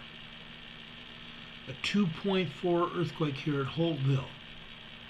Again, I showed you the USGS map. They did not show you this or any other tremors all over the Imperial Valley. A 2.4 earthquake today at Holtville, California. They don't want to ever talk. They don't want us to know what's going on. Heaven forbid they're honest with any of us. They just don't want us to know it. Now, let me show you Bombay Beach. I showed you on the map where Bombay Beach was. Okay? This is a seismogram from Bombay Beach. Look what happened at 5:45 a.m. this morning.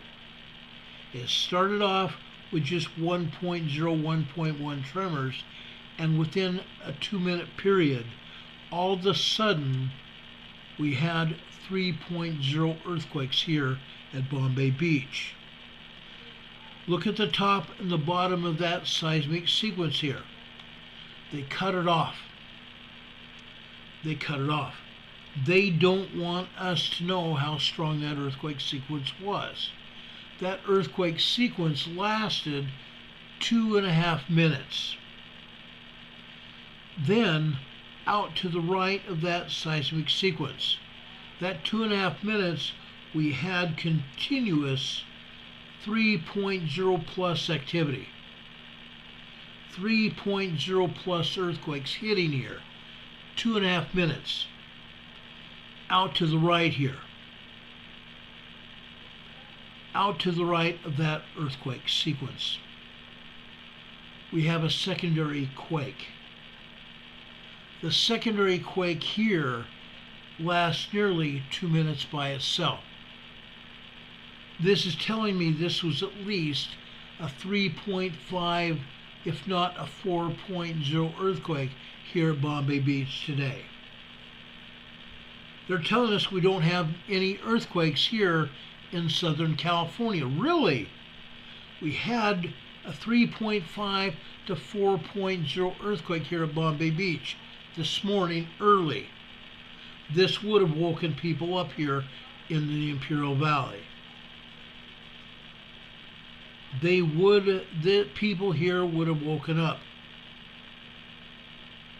There's nobody living in Bombay Beach itself, but there's people living in Calipatria.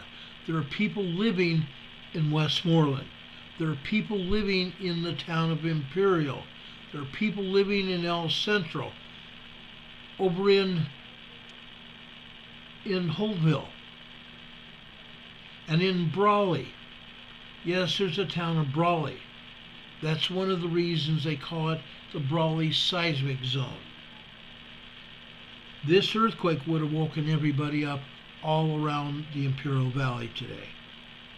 Now, after that earthquake, we had another earthquake sequence that happened after 6:15.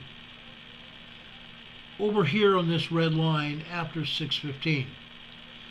This would have been about 6:11, maybe even 6:07 a.m. this morning. Again, this time we're seeing exactly how strong the seismic waves were. The P waves, the primary waves here. Look at this earthquake sequence. The sequence started over on the left-hand side of the sequence here. It continued on for 3 minutes. 3.0 activity. 3.0 small activity. 3 minutes worth of seismic activity. The secondary wave lasted about 40 seconds. Then the body wave continued. And the body wave continued through 6:30 this morning. We can hardly see what happened at 6:30 because it's covered up by the earthquake at 6:45. 6:45, it started out as a 2.0 earthquake. Then it got larger, probably up to 3.0 activity. Then we got to B, where the seismic activity, the primary waves, was back to back to back. Because all we can see is color here. All we can see is color. At least a 3.0, 3.5 earthquake at its earthquake height. Then the secondary wave. You see that triangle going out to the right. Not quite a triangle because it's not equilateral. It lasts a long time. That secondary wave lasted 2 full minutes. 2 full minutes. The primary wave on this quake lasted 2 minutes. The secondary wave, 2.5 minutes long. That's some pretty hefty seismic activity at the beginning part of the morning today. Then at 9:45, actually just after 9:45, at 9:48 a.m. this morning, we start off with some minor tremors to get to be a 2.0 minor earthquake, and that ups the ante up to 2.9. 2.8, 2.9 earthquake. Okay? That seismic signal lasts about a minute and a half. Then we have a secondary wave that lasts about a minute. Then it goes down to a body wave. 3 minutes later, it pulls off another primary wave. This time another 3.0 earthquake. The 3.0 activity lasts about 30 seconds, off and on for 30 seconds. 3.0 is a small earthquake, considered to be a small earthquake. Then we have 2.0 activity for about 45 seconds. Then smaller tremors after that go on for another 45 seconds. So we have about a minute and a half of secondary wave activity. That's fine and good until 10 a.m. At 10 a.m. all we have here are microquake activity until later here. Okay? This is about 10:11 a.m. this morning. Again, we have 3.2 earthquakes here. 3.2 seismic activity. One earthquake after another after another. That's what we're seeing here. One seismic event after another. 3.2 earthquakes lasting off and on for about 30 seconds. Then it gets to be less than that. 3.0 down to 2.8, 2.9. Then the secondary wave here is covered up by earthquakes after 6:30. Okay? We come down here, this blue, not 6:30, 10:30, I'm sorry. 10:30 this morning. 10:30 this morning, all we have are microquake activity. Until 1, 2, 3, 4. 10:34 this morning. It builds up to tremor activity. Tremor activity for 2.5 minutes. Then all of a sudden it goes up to 3.0 earthquake. 3.0, 3.2, 3.5 earthquake. The top and the bottom of this seismic sequence is cut off. We don't know the top end of this seismic event. Probably 3.5 earthquake. Because the secondary wave here lasts about 40 seconds. So probably 3.5 earthquake sequence there. Then, a minute and a half later, we go down to 1.1, 1.2 tremors, but a minute later, it kicks up again. This time, it kicks up to 2.0 activity. Then it kicks up to 2.8, 2.9 activity. We can see the entire seismic event here. They don't cut it off. After that, all we have the rest of the morning here into the afternoon are tremors. Then they stop the seismograph from reporting. Just after 1, 2, 3, 4, 5, 1:05 p.m. this afternoon, they turned the machine off again, and it did not come back on this afternoon. Folks, this is Bombay Beach. Bombay Beach, where we see earthquakes here literally all day long. And yes, in the past it has been literally all day long. But now, Caltech has cut it off. Heaven forbid we have accurate information, because the agency has decided not to show us the information. The agency does not want to show us the information. Heaven forbid we know the truth. Heaven forbid we know the truth.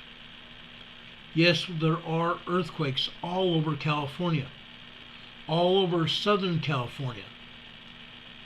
We have very little information about North California. Again, Caltech controls that. I will attempt to pull information about Northern California and show you the information. The most information we have right now is Mount Lassen and Mount Shasta in Northern California. We will try to pull more information in the next while.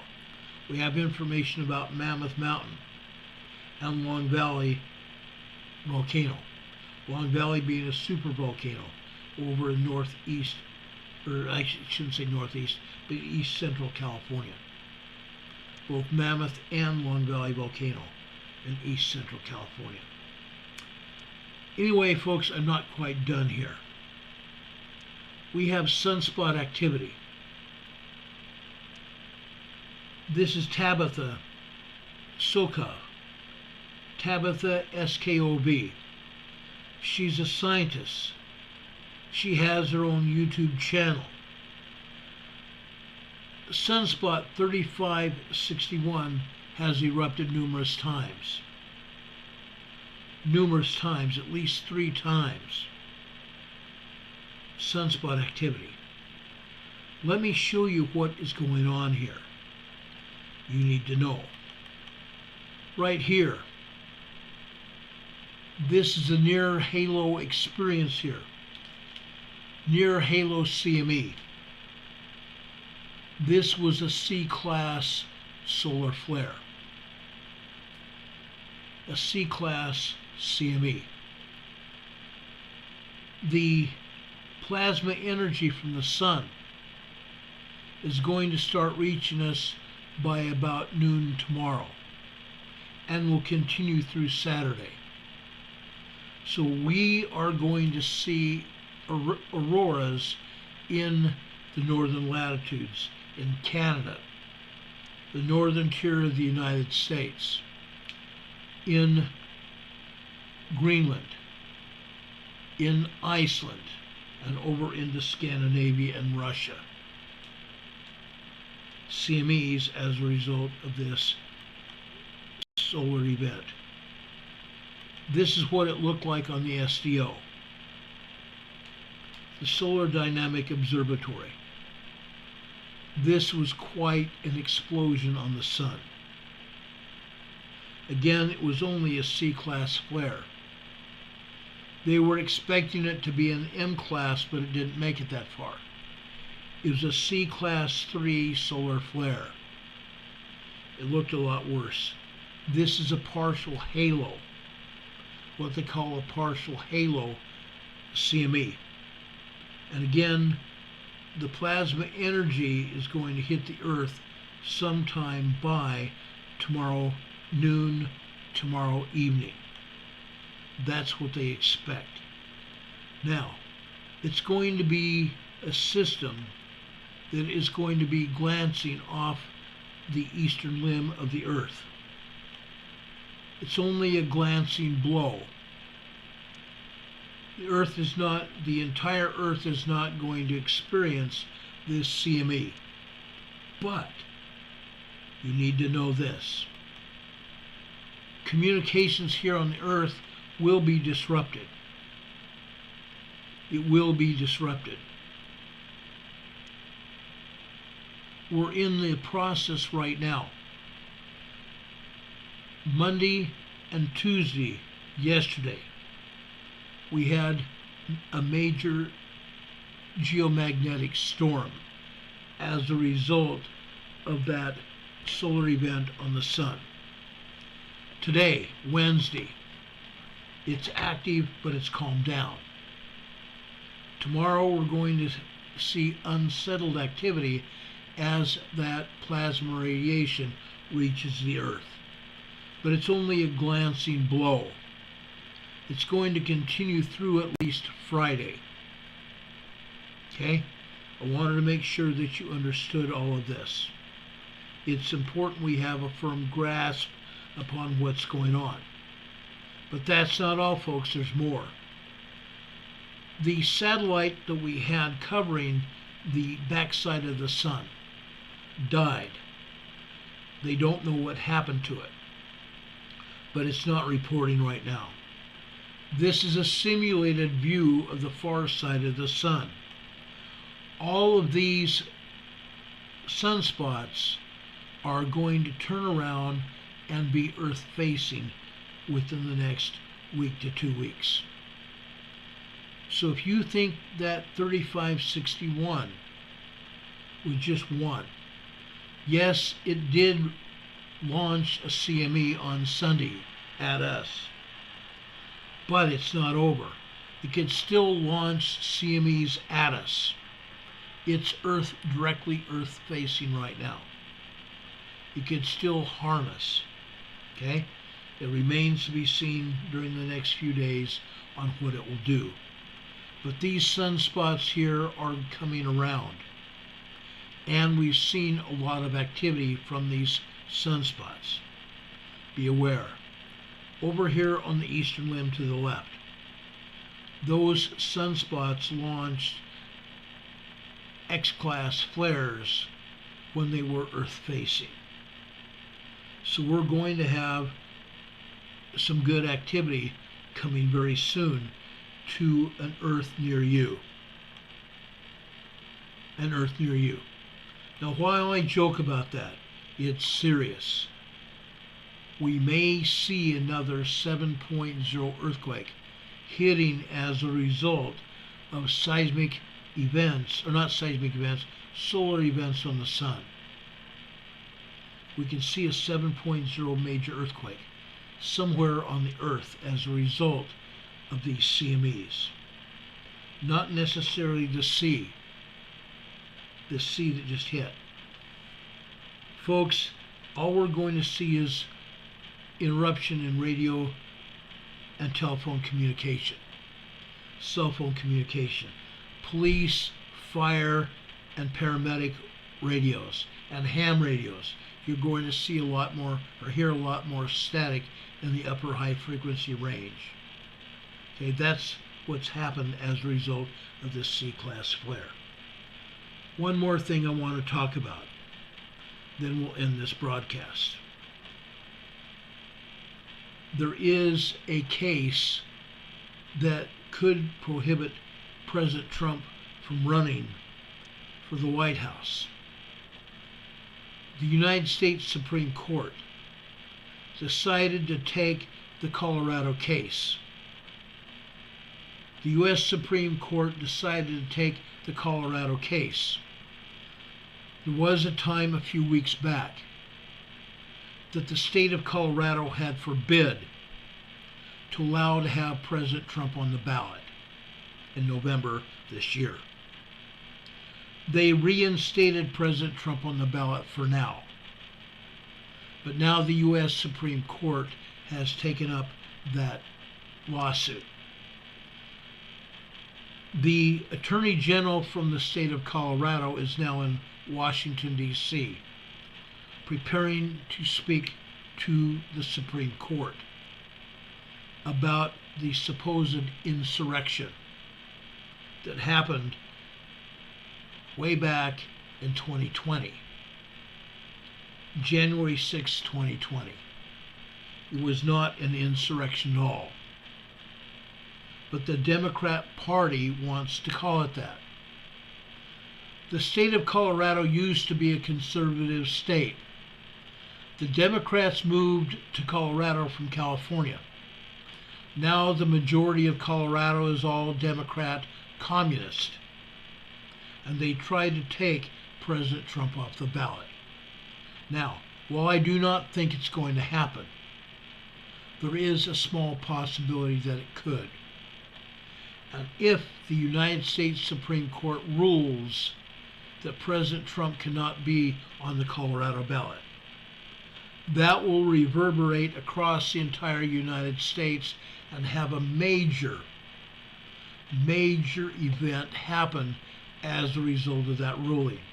That is one of the reasons I do not think that the U.S. Supreme Court will throw President Trump off the ballot.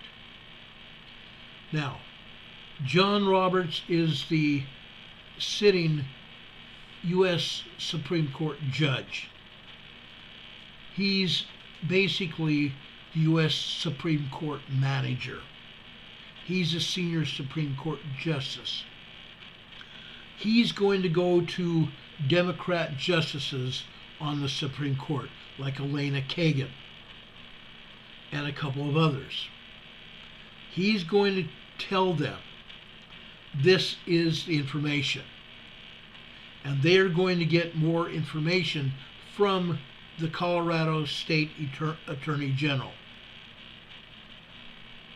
The Attorney General is going to lay out his case that there was an insurrection and they do not want President Trump on the ballot. That, I believe, is going to fall apart. There is insufficient evidence to prove that there was any at all insurrection on January 6th. However, there have been other insurrection activity last year, 2023, caused by Democrats, caused by Democrat communists, Islamic Democrat communists. We talked about that. One such Democrat congresswoman invited Islamic people into the Capitol, where they protested, where 233 people were arrested inside the Capitol. And another insurrection attempt just 2 weeks ago at the grounds to the White House, when pro-Palestinian forces knocked down the outer perimeter fence of the White House. That was also an insurrection attempt. So yes, there's been insurrection attempts, but guess what? They're all caused by terrorists and by Democrat communist politicians. Richard Smith says they talk in code. You're right. You're absolutely right, they do. But I do not think that they will take President Trump off the ballot. And if they do, this will cause, folks, this will cause a major event here in the United States. This could cause a civil war here in the United States, caused by the Democrat Communist Party taking the conservative frontrunner for the presidency of the United States off the ballot. The majority of the people here in the United States are conservative. They're not Democrat communists, regardless of what Biden and his henchmen want to think. Biden and his henchmen have let in 4 million untraced migrants into the United States.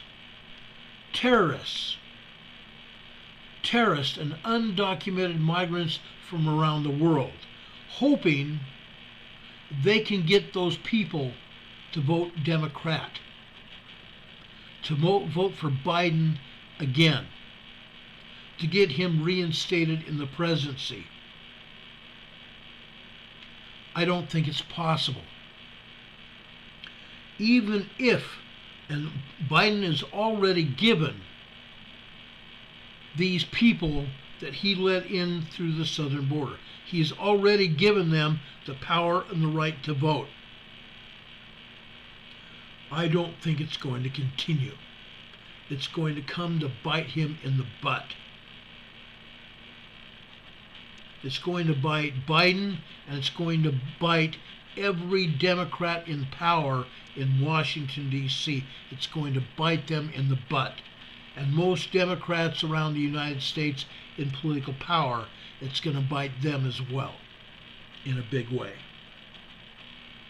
Okay? It's unreal. Biden says he wants democracy. I don't believe the Democrat communists even know the definition of democracy. This country is a republic of the United States. It's a republic Congress. It's a republic Senate. Yes, the Democrats control the Senate right now. This country is a republic, not a democracy. And that's what he wants. Okay? NanoGaf says, remember, the word democracy is not in the U.S. Constitution. And NanoGaf, you're absolutely right. It's bad. It's very, very bad. But I wanted to talk about that because I believe in my heart of hearts that everybody needs to know what's going on around them. This is going to affect a lot of people. This will affect a lot of people. It will affect the world. It will affect the world. Okay? I appreciate NCWQ Explorer for being here. Rebecca, thank you for being here. She says she's off to bed. She loves us all.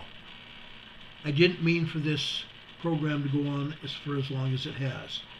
We're here for 2.5 hours already. But folks, I thought that everything that we had to talk about was very important, and I still do. Now, folks, I do have a scripture for you. I always have a devotional here. I always have a devotional. Folks, we have talked a lot about Jesus Christ. We always do. Tonight, I wanted to go to the book of James. James, the 2nd chapter, starting with verse 20. But wilt thou know, O vain man, that faith without works is dead? Was not Abraham our father justified by works, when he offered Isaac his son upon the altar? Seest that how faith wrought with his works, and by works was faith made perfect? And the scripture was fulfilled, which saith, Abraham believed God, and it was imputed unto him for righteousness, and he was called the friend of God. Ye see then how that by faith a man is justified, and not by faith only. Likewise also was not Rahab, the harlot, justified by works, when she received the messengers and had seen them out another way, or sent them out another way. In verse 26. For as the body without the spirit is dead, so faith without works is dead also. Faith without works is dead. We need to show our faith, and we need to also justify our faith. We need to make sure that God knows that we're serious. We were sent here on a mission here to the earth to find God, to worship his Son Jesus Christ, and thereby return to him to heaven after life is finished. Faith without works is dead. God wants us to know and wants us to show him that we are serious about wanting to work our way back to our Heavenly Father in his kingdom. May God be with us. May God help us to understand what God truly wants out of us. May God bless us. Demon Cat is reporting a 4.8 earthquake in the Gulf of California with a depth of 10 kilometers deep. Not surprising at all. They're not showing us any earthquakes in southern Mexico. So that 4.8 earthquake in the Gulf of Mexico might be a surprise. But we know darn well that there are moderate and large earthquakes hitting Mexico that they're not talking about. That's a problem with this agency. When it refuses to give us information, they are stabbing themselves in the back. That's what's really going on. God bless each and every one of you. I love and appreciate each one of you that are here. I appreciate all of you that are here every day, that continue to carry on the tradition of Emergency Management Associates, to spread the love, to spread the care, to spread the information about what is happening to us around the world. Seismic events have a specific purpose, and the seismic events have instances where they will do harm to us, and we need to know about what's going on. God be with you. God prepare you for what's happening. I ask each and every one of you tonight, make sure you have an emergency plan. Write it immediately, if not sooner. Make sure you have food in your home. It's not just because we're going to have an earthquake. There are a lot of other reasons going on in our communities, in our nations, in our villages and towns around the world. We need to have food to get through what's going on, and things are about to get very rough. God be with you this day and always. May God bless you. May God have you in his heart and you in his. God be with you till we meet again. That's my prayer for each one of you. Have a good night, folks. We will see you on the other side. Good night, everybody. Much love.